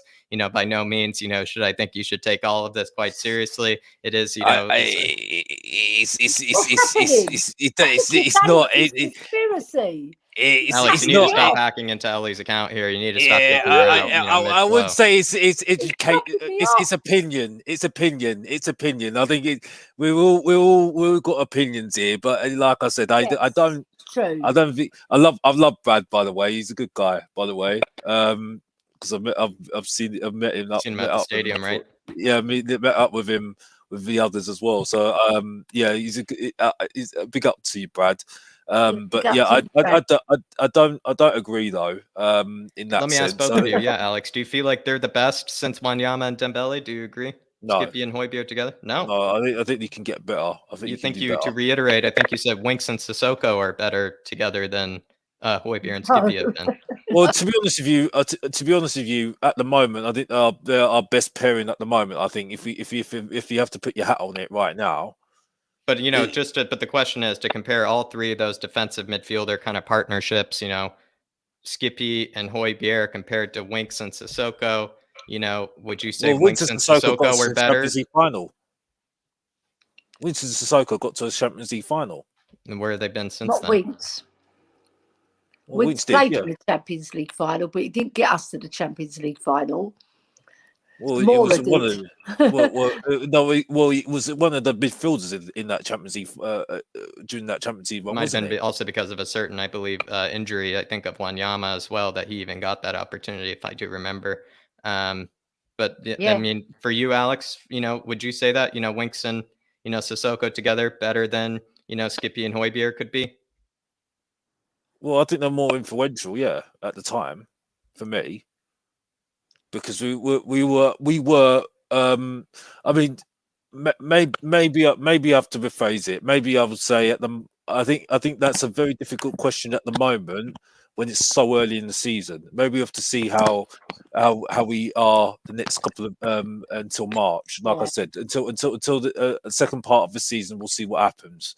Because I think that's because we did have a very bad run, which I think people do make a big deal about a lot of the time. When there was more problems in the squad than just them two, I think, for me. But I think there was a good partnership between those two for me, and I think they did very well and got us to the Champions League final, in my opinion. Yes, Moura did have an effect in that Ajax game. That's quite clear because he got a hat trick. Quite a profound effect. Yeah, quite a profound effect. Yes, but like I said, I think those two were a very good partnership. Also because of Eriksen, in my opinion, as well. I do feel that there were more. If you have to put my hat on it right now, they're more effective at the moment because you would go Wanyama, Dembele first, Winkson, Sissoko second, and then Højbjerg and Skip third. Yeah, but there you go. We have to give it a second part of us. We have to see how it goes to the end of the season. See how they are this season. But I think it's a bit unfair to compare them right now because Tottenham are not in a great position at the moment in terms of the whole squad at the moment. So to judge them on those two midfielders, Skipper, Sissoko, and Winks, is very unfair because I think we're in a different stage of our development than at the we moment. were then. Yeah. Ellie, what about you? How would you rank, all three of those kind of defensive midfield, partnerships, Wanyama, Dembele, Højbjerg, Skip, and also Sissoko and Winks?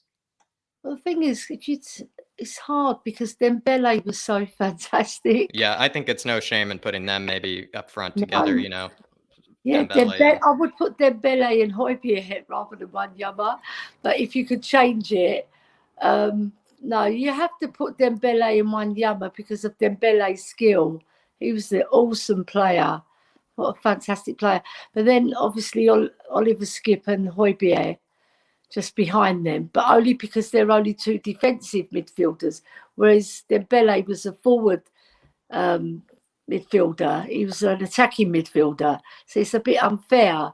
So if you put an attacking midfielder with Højbjerg, like say you put I don't know, Lo Celso or Ndombele, I would say Ndombele and Højbjerg are on a par with Wanyama and Dembele, because Ndombele can do just as good as Dembele, but he's just lazier. He can do even more skill, the way he does his turns. And then I would put Sissoko and Winks last, definitely, because they don't affect games. Sissoko's an engine, just an engine. He's not a footballer. And Winks is a sideways backwards player. Doesn't affect any game. He passes back. His back passes are fantastic. 100%. I personally would rank, I might concede, maybe put them. I think no one can ever touch Moussa Dembele. I don't think anybody could ever touch him. No. I think it's disrespectful to even, to a degree. I think he's just his own unique, beautiful player. He was his own unique, beautiful player to watch. And but I would personally, I'm with you, Ellie. I would actually put, Højbjerg alongside Dembele before I might do Wanyama. But Wanyama was immense for that one season, or maybe a season and a half. He was absolutely immense. So again, I don't think it's just the injury troubles, right? Ellie, was a bit of the injury troubles for him. Once that injury set in, he wasn't the same player. Like Gaza wasn't the same player after his cruciate knee.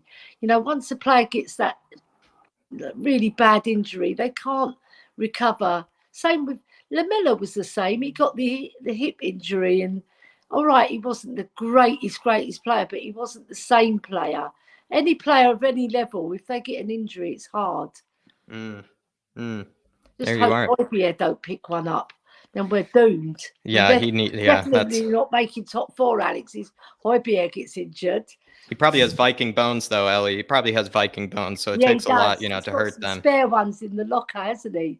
Definitely. But big up Brad Matthews for the super chat. And as well, anybody that's new to the building, anybody that likes these sort of debates, again, it's not the most educational debates. It is all opinions at the end of the day, and also, we come from very, very different perspectives on this, but at the same time, we're all Spurs fans at the end of the night. We're all Spurs fans at the end of the night, and we only want the best for the club. So that must be also rammed home there, I would say. But again, if you want to, put your thoughts, either to me and Ellie, saying, we're waffling, like Alex likes to say, or if you think Alex is waffling, then definitely give him, a super chat as well, to tell him what your thoughts are on his arguments. And again, anybody, please drop a sub as well if you are new to this, if you enjoy these sort of debates. Sometimes the debates can be a bit more informed, a bit more, kind of educational, I might say. These are the ones, international break. We're just trying to take a load off. We're just trying to have a good night. And I think this is exactly, the right night to do it. But big up Brad Matthews and Ganesh Prabhu saying, Alex, you need to stop advising Levy about Winks. No wonder the price was set at 50 million. Good show, guys. Big up. I mean, Alex, did you play a hand in that? Maybe not letting Winks go this season?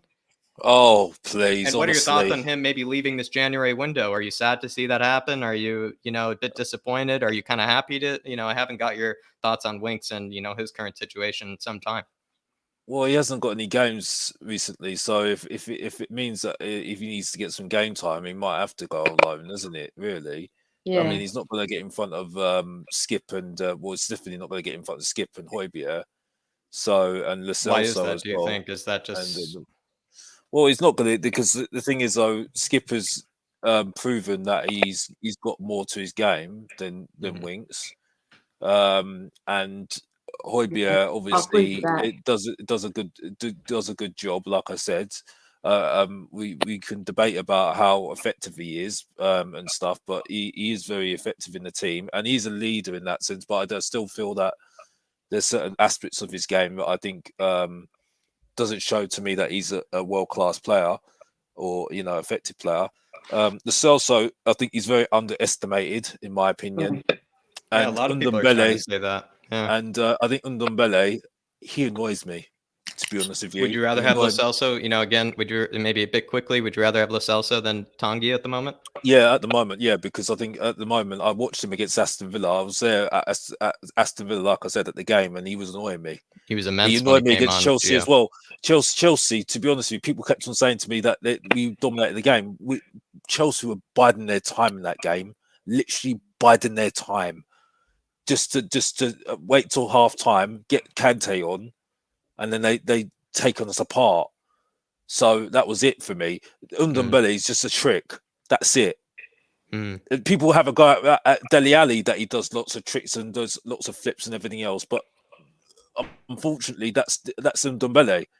But I like to see him with Skip again. I like to see him with Skip and see Tanguy and Skip together.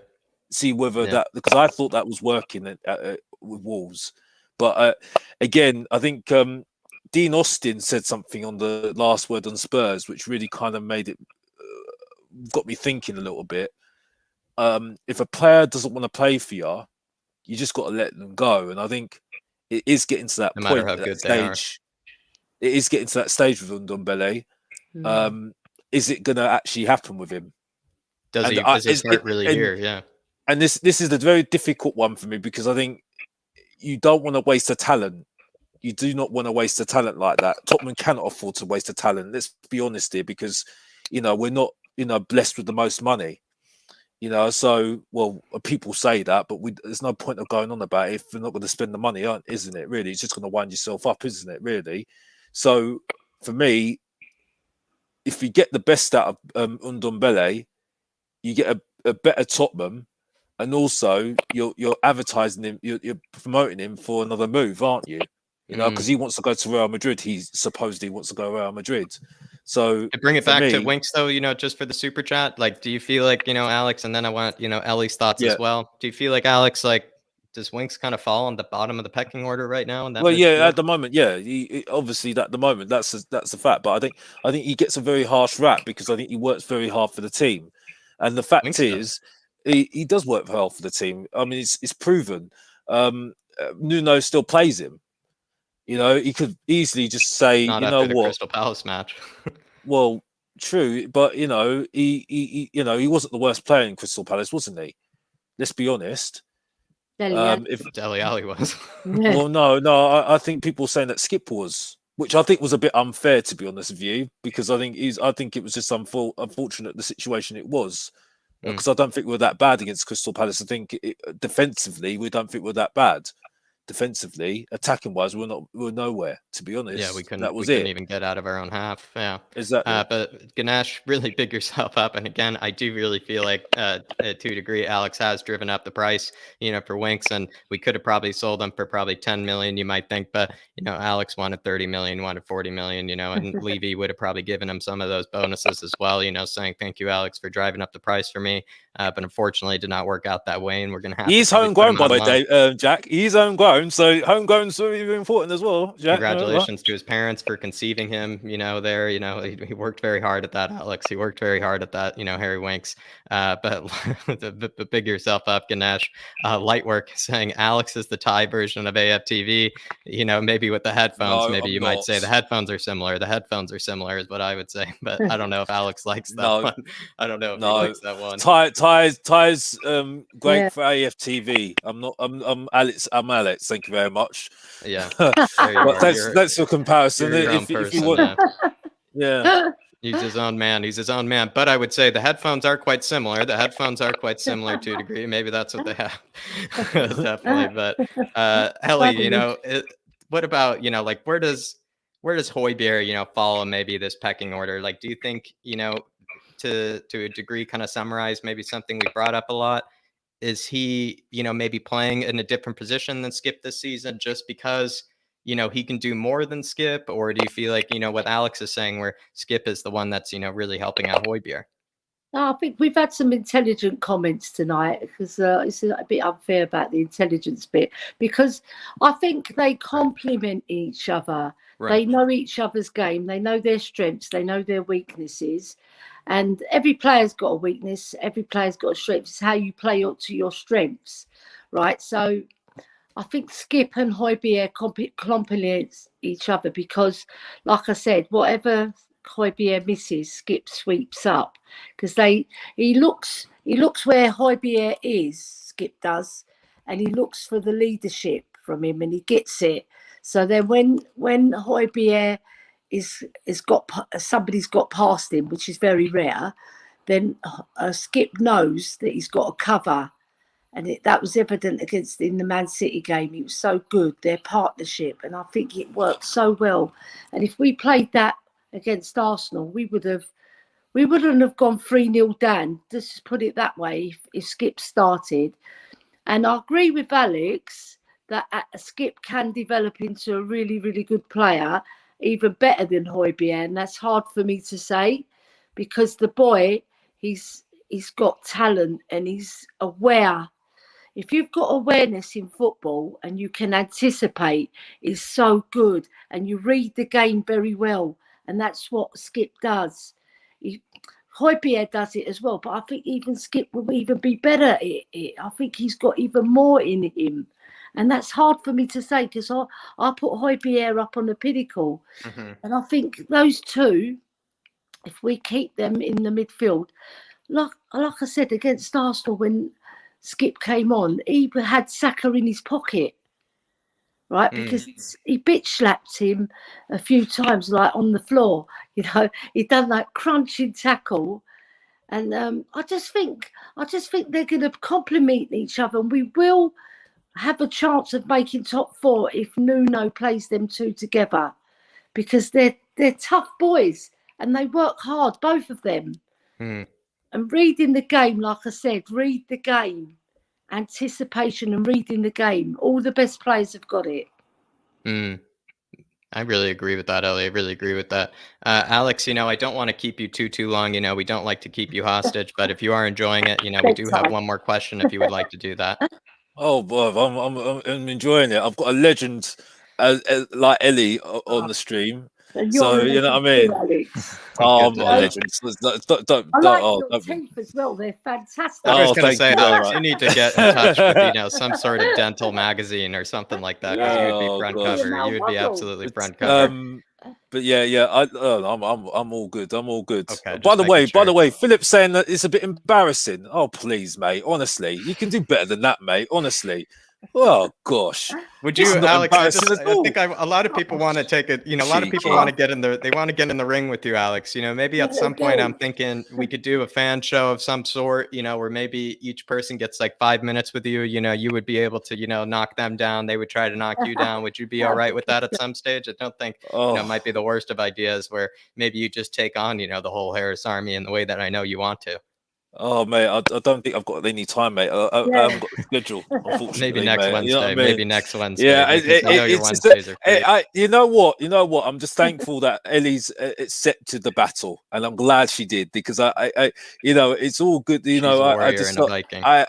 said straight away. I said, if we're having the Højbjerg debate, I want Ellie here, because Ellie is going to be the person to defend him so well. I mean, I know, Jack, I got some fire out of you, but I battled you already. So I just thought, you know what? You got to remember, lads, there's no wrong opinion. There's just a different opinion. Especially when it comes to football. Especially when it comes to football, for sure. It's all good. It's all good. We're all good at the end of the day, aren't we? We're all it's all good. Everybody's trying to pile up in the queue, Alex. They want to pile up in the queue. They're saying, I'm first. No. I would say, everybody, I would just say, again, maybe speaking of the queue, if you want to, have any comments to say to Alex at all, anything that you want to bring up, I would just say, definitely put in a super chat so you can either, banter Honestly, either do Ellie your and I, worst. or Do you your can go worst after because I Alex can if you eat up like. these comments like I can eat up those comments like for breakfast anyway. To be honest with you, so I don't really make a blind bit of listen to me anyway. You know what I mean? I've already had my chicken rice and peas already, man. I'm waiting for my dessert, so I'm waiting for it at the moment. Sounds very It's all fiber good for heavy, me. Alex. So it's That's all very good for fiber me. heavy. So yeah, Alex, you give them a full English. There you exactly, go. definitely. The homegrown full English. The homegrown full English. But Oh gosh. final question of the evening, guys. Final question of the evening. What teams do you feel like, let's take a look maybe at the top 4, and, we kind of brought up the stats earlier, how Højbjerg, he has actually even another one just for you, Alex. He has more tackles and interceptions combined than the entire Liverpool squad. And also that also goes for as well the entire Man City squad and, the 2 teams at top of the Premier League. He gets stuck in and he would be able to make that team in that regard. But, what side do you think he would make it into, Alex? Like, what teams do you think he'd be able to make maybe the squad for, if not the starting 11? Let's go maybe one by one to make it easier for you. Would he, just saying what I said about Liverpool, would he make it? Would he make it over Henderson? Would he make it over, Fabinho? Would he make it over, the Thiago? Like, where does he fit in that? That's a very good question at the moment. That's a very good just question. go one by one for you, and then I'll do the same for I think he'll get into Manchester United's team. But let's start with Liverpool. Do you think he gets into Liverpool's? Because we're going to go by the top of the league down. Yeah. I'll say maybe yes. Maybe yes. Hendo. He competes with Hendo, probably. Yeah, he competes with Hendo. Yeah, Henderson. Yeah, Ellie, what about for you? Would he make it into the Liverpool side? Yes, definitely. Because he's better than Henderson by far. I think they're on par. To a degree, he has more progressive passes, more switches of play, more tackles and interceptions, and more carries than Henderson as well. Stats don't lie. Sometimes the stats can lie, I will admit, but at the same time, I would say it certainly has helped my argument be a whole lot better for tonight. But let's go now and maybe to the next one. Man City, would he make it over Rodri for you? No. Or like maybe Fernandinho? No. Because they play completely different. If you want to play counter-attacking football, play Henderson. No, play Højbjerg. But no. I don't think. I think what if I told you he had more chances created than Rodri and Fernandinho? I don't think he would fit in that team, in my opinion. No, I think he will, because he would maybe compete with Rodri for you. I think Man City they play on a possession, short passes. Højbjerg's fantastic at it, keeping the ball going quickly, and he wouldn't lose the ball. So that is perfect Man City player in my book. Yeah. Alex, what would you say to this? Just even though it is the final question, we are just gonna, kind of. But I do want to get your thoughts on this. I think it'd be quite funny, Alex. You would just be able to be given like 30 seconds to like a minute with each person. 12 guests in the queue. You just sit there, put on your boxing gloves, and maybe just go to work for an hour. I think at a certain point when you're up for it, Alex, I think it'd be. If I did do it, we'd do like a. By the way, I love the box office, and I know I'm taking your words. By the way, I've got to big up to the We Are Tottenham TV boys. By the way, Ben and Sim, brilliant guys, absolutely fantastic guys. And I met them, and got to be honest, I mean, I saw them after the Chelsea game, which we lost 3-0. Ben's got so much energy. Honestly, I love it so much. Honestly, never stops singing, never stops screaming. Yeah, and Sim's a lovely gentleman as well. Intelligent. It's very intelligent with his comments. Sim is. He's lovely. Exactly. They're both beautiful. They're both brilliant boys. Brilliant boys. Just by meeting them as well. You know what I mean?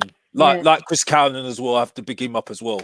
You know what I mean? But just on that, the reason why I say that We Are Tottenham TV, if they put their camera on, we might do it. But at the moment, I'm not promising anything at the moment. But yeah, if they put the camera on... You want them to come after you as well. You want them to come on and be able to have their 5 minutes with you?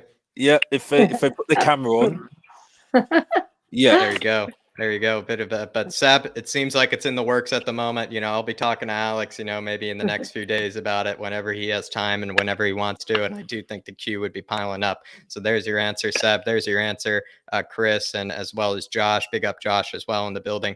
But let's go further down the list, everybody. I mean, Everton, would he make it into Everton's side, against Allen, maybe in particular? Yeah, you have to say yes. You'd have to say yes. So then we're, kind of going through the top 4 at the moment. I mean, Ellie, what about you? Would he make it into Everton's side? Definitely, 100%. He'd make it into every team, I think. You don't have to even ask me that. Can I pick up David Harris, who's in bed with flu? Come on, David Harris. What a great... We picked up Ben and Sim, but David Harris is the man. Come on, David. And honestly, I think Alex is quite thankful he doesn't have, David maybe gaslighting him for some of these as well. Oh, please, honestly.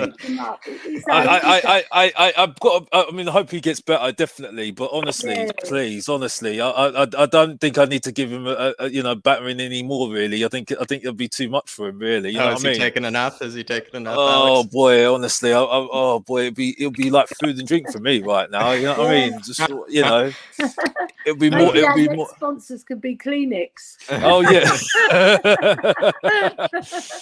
Oh, certainly. Good. Last one, maybe in this whole top 4, Man United. Would he make it into Man United's team against Fred and McTominay?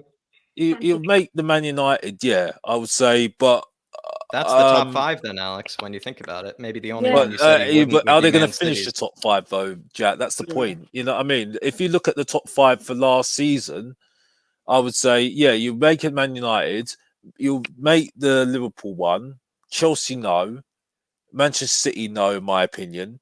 Who else? He wouldn't make it over Jorginho for you? No, he wouldn't. No, because he's more effective. I would say who else? I still think he's Leicester midfielders are better than him. I would argue, and this is a very tough one to say this. He wouldn't make the West Ham team. Rice is better than him. Rice is actually, to a degree, I mean, I might concede, has been the best midfielder to a degree, at least, going forward. And that's he's been the best for me one to say that because I can't stand West Ham. He's been the best one by far. I mean, the stats would also prove that. He's been the best midfielder to a degree this whole season. I can't stand West Ham. I cannot stand West Ham. He's been better than Souček, though, so far this season, Højbjerg. Well, Souček's been more effective, though, hasn't he? Let's be honest, because look where West Ham are. And look at the teams that they've beaten. So, I mean, this is a very hard thing for me to say because I've got to be honest.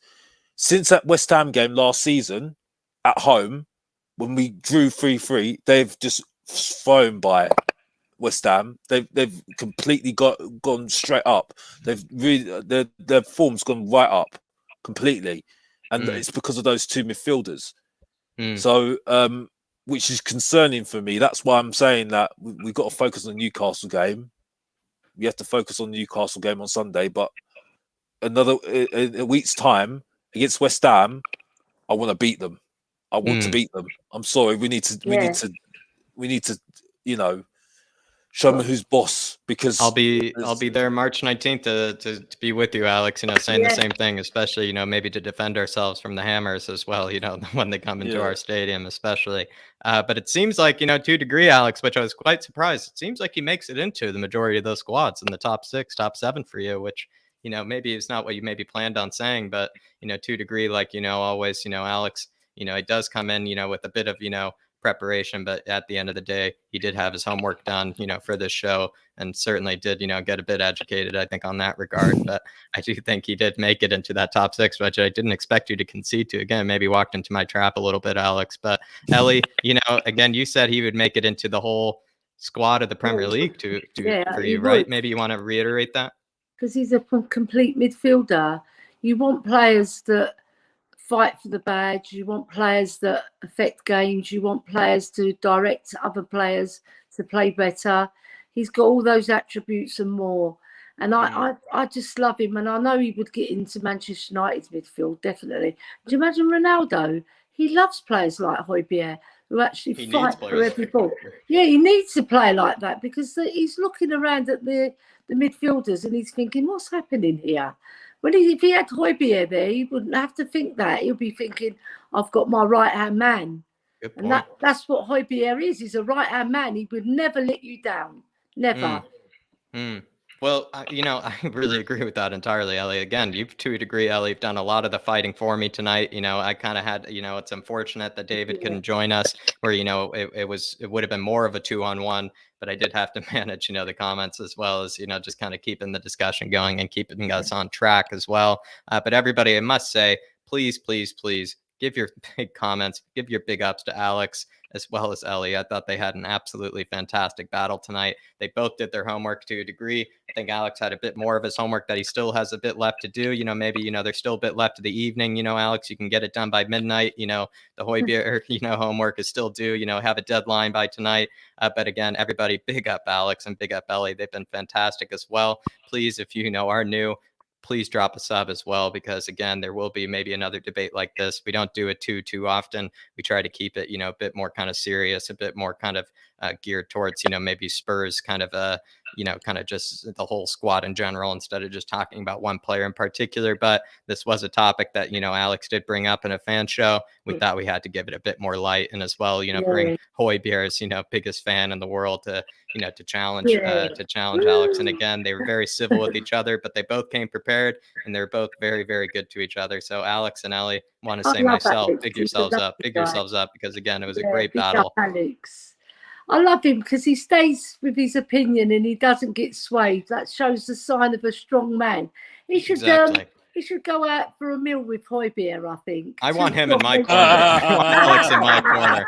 Alex could be in my corner. He could honestly make me. He would be my corner. He would be in my corner. He would make me, you know, anytime I would need a bit of bigging up, anytime I would just need someone to, you know, make my market value a bit higher, I would just get Alex, you know, as part of my PR team. I would just get him part of my PR team.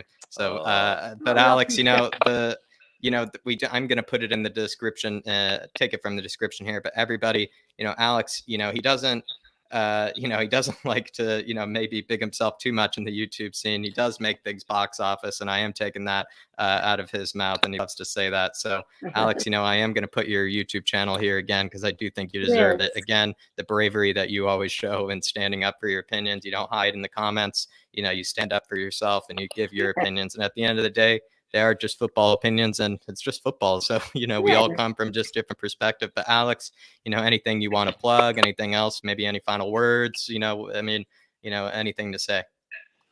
Yeah, I mean, I should have put a video out after the Aston Villa win, but just things. You're a busy guy. You know, lots of things going on and stuff, but yeah, it was a good win and stuff, and I really wanted to put that out there. Just I don't maybe quickly. I didn't ask you. What did you think of the Højbjerg goal? Did you feel like that was the worst of timing? It was a very good goal. It was a very good goal. Yeah. You can't deny it. It was a very, very good goal. Very well taken. Well taken goal as well. And he went up the box to box midfielder for that. Yeah. Goal. So you got to say, I mean, Aston Villa were very, very disappointed on the day, to be honest. But you know, we played them. You know, we played them at their best game, and I was really impressed with, like I said, Romero. I thought Emerson was okay. Defensively, he was actually not that bad, to be honest with you. I've actually watched it back, and I think he was very solid defensively. Reguilon, I'm sorry, I still think he needs to improve. I think people make a big deal about Davis, and I'm sorry, Davis and him are on par at the moment. It's interesting that Real Madrid want him back now. Reguilon and Davies are on par with each other. Well, I don't think they played. I don't think he's played any better than Davis. I think Davis, yes, he didn't have a good game against Crystal Palace. Yes. That's quite simple, isn't it, really? He made a bad mistake, but I think he gets a very hard rap for me. And I'm not just defending Davis because I want to defend Davis. I just think that, you know, if we're talking about the squad, you know, you want a good squad members anyway.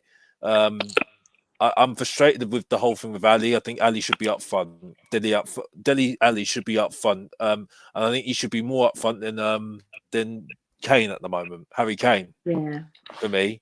Yeah, I think there's too much talk about Harry Kane. And like I said before, I don't really like talking about Kane because everybody talks about him so much because it's like a whole issue. He's not an issue. You know what I mean? He'll go next season, I think, next summer, or maybe in January, I don't know. But for me, it's all about Song. That's what it proved against Aston Villa. Most of the attacks were for Song. because Son was making those runs. But I mean, isn't that always going to be the case, though? I mean, he is to a degree our best forward at the moment. So, I mean, well, he is. Yeah, you rely on your forwards, right? You're spot on. But the most effective, shown against Man City, it may be shown against Watford, and our win against Aston Villa. Most of the attacks were because of Son. Yeah, it was the only reason why we got the goals, because of Son. And Lucas Moura on the other side. I think Lucas Moura's he's been playing well. The difficulty with Lucas Moura is he's not effective down the wing. That's the problem with him. He's better in the middle. He's better in the middle. Yeah, and I agree with you that Dele Alli should be playing number 10, because that's what he can score goals, the boy. Why wouldn't we play him in his best position? We're playing him out of position, so it's a bit fair. I think he should be up front, Ellie. I think he should be well up front, because I think even like what Kane does, because he's got the stamina and the you mean body the number 9? Yeah, to be that number 9. Yeah, and I think he needs to change his game now for me. Yeah, but if you're not going to use him, we're going to have to, because it's not doing him any good. Use him. Sorry, use him. If we're not going to use him, should we abuse him? No. No. But it's just player. He is a good player. I like. He's a good player, and he's a good player. player. Out of position, isn't he, Alex? And I think there's more of an argument to keep Ali than Winks at the moment. Yes, I do agree. Definitely. But at the moment, while we can't get a striker, I think we need to try and put him in that attacking spot and try and get his confidence up as well as at the moment as well. It's ironic though. Bergwijn is now a big miss all of a sudden. Yeah, to a degree. Who was our defending last season? Bergwijn. Oh yeah, I did say that he needs to develop his game further, but that was just me because I know he can be better. But that I thought was down to Mourinho not developing him more, and he's not a coach and stuff like that. But hopefully, and also I need to state this really clearly as well, and I said this on the fan show, stop going on about Nuno getting sacked. Honestly, you think it's way too soon for you, Alex? It's like, well, let's get this right. If he goes, Paratigi's going. Yeah. Because that's his man. I know. So he's going to get undermined. So he's like sitting there thinking, well, if you're going to get sacked, my man, why am I here for? Yeah. I think that's a good point. A good final argument. Ellie, you have a brilliant show coming up with Philip, and also as well, you're kind of, you're such a home here, and as well, you're the queen of the Harris Army, as plenty have said before. I thought you put up a fantastic battle, Ellie. Any final words for tonight? Just that I think Højbjerg is going to be our captain for a long, long time, and I am going to be the first one to kiss his badge. Like Højbjerg, I would kiss him on the lips as well if my husband would lip me, but he won't. I mean, I would probably the same for me if the missus wasn't looking, Ellie, too. Especially I'd be kissing that badge of his. I'd be probably cleaning his boots as well. I probably would be cleaning his boots for sure. But yeah, continue, Ellie. No, I think to be serious now, because obviously I'm a married woman. I just think he just reminds me of Steve Perryman. Steve Perryman is our longest serving player, and I hope he goes on to do the same. And I hope someone don't snap him up, because when they see those stats, big managers look at stats, and even Brentford, right? They look at all the stats of a player, right? And if they're looking at the character of a player, the stats of a player, the way they play, the way they affect games, they would buy Højbjerg just like that from us. And I don't want him to go anywhere. We've got to keep him, keep our best players at our club. And he's one of the best we've had through those doors.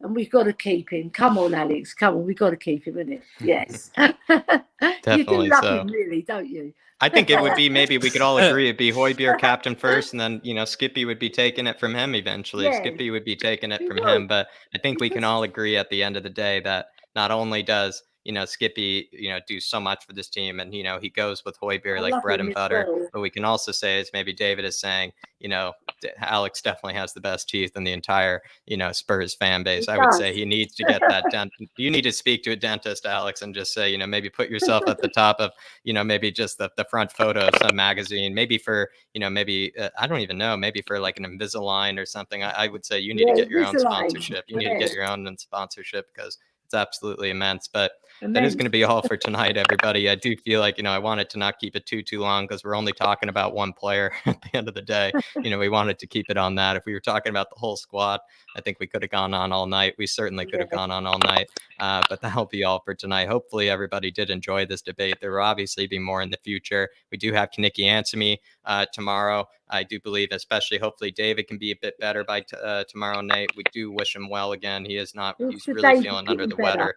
He's really feeling under the weather at the moment. But as well, just as a quick plug, everybody, speaking of maybe the transfer window, speaking of maybe some of the lazy purchasing that, we've been talking about in terms of our transfers, I've been coming up with a lot of scout reports recently. I did put this, the link in the description there. I came up with 2 strikers that we could go for, maybe for the January window or the summer window. I gave you a Daniel Levy signing, which is Sardar Azmoun. He's a very, very cheap player we could even get for the free. And then as well, I also said, Dusan Vlahovic, someone who I absolutely love. He could be that expensive signing that probably we will never get, but gave you 2 options. And there's going to be plenty more scout reports coming out as well, to fix some of these holes in the squad. And one of them, Alex, features, a center defensive mid that could challenge, Højbjerg, to a degree, out of Lyon, a guy named Bruno Guimaraes. So everybody, please check out Flat Cap Euro Talk for that, especially if you're interested in maybe certain players to be going in the transfer market for. But like I said, that'll be all for tonight. Please like, subscribe, and hit that notification bell so you don't miss another video like this one, especially over the international break. So you know what to watch maybe during your, kind of your weeks without football for sure. But everybody, it's all opinions at the end of the day, especially when it comes to football. I thought Ellie and Alex did absolutely perfectly, and I really do enjoy them giving up their time for tonight as well, giving up their evenings. But like I said, hit that bell, hit that subscribe button, and also we'll be seeing you tomorrow. And come on, you Spurs. Come on, you Spurs.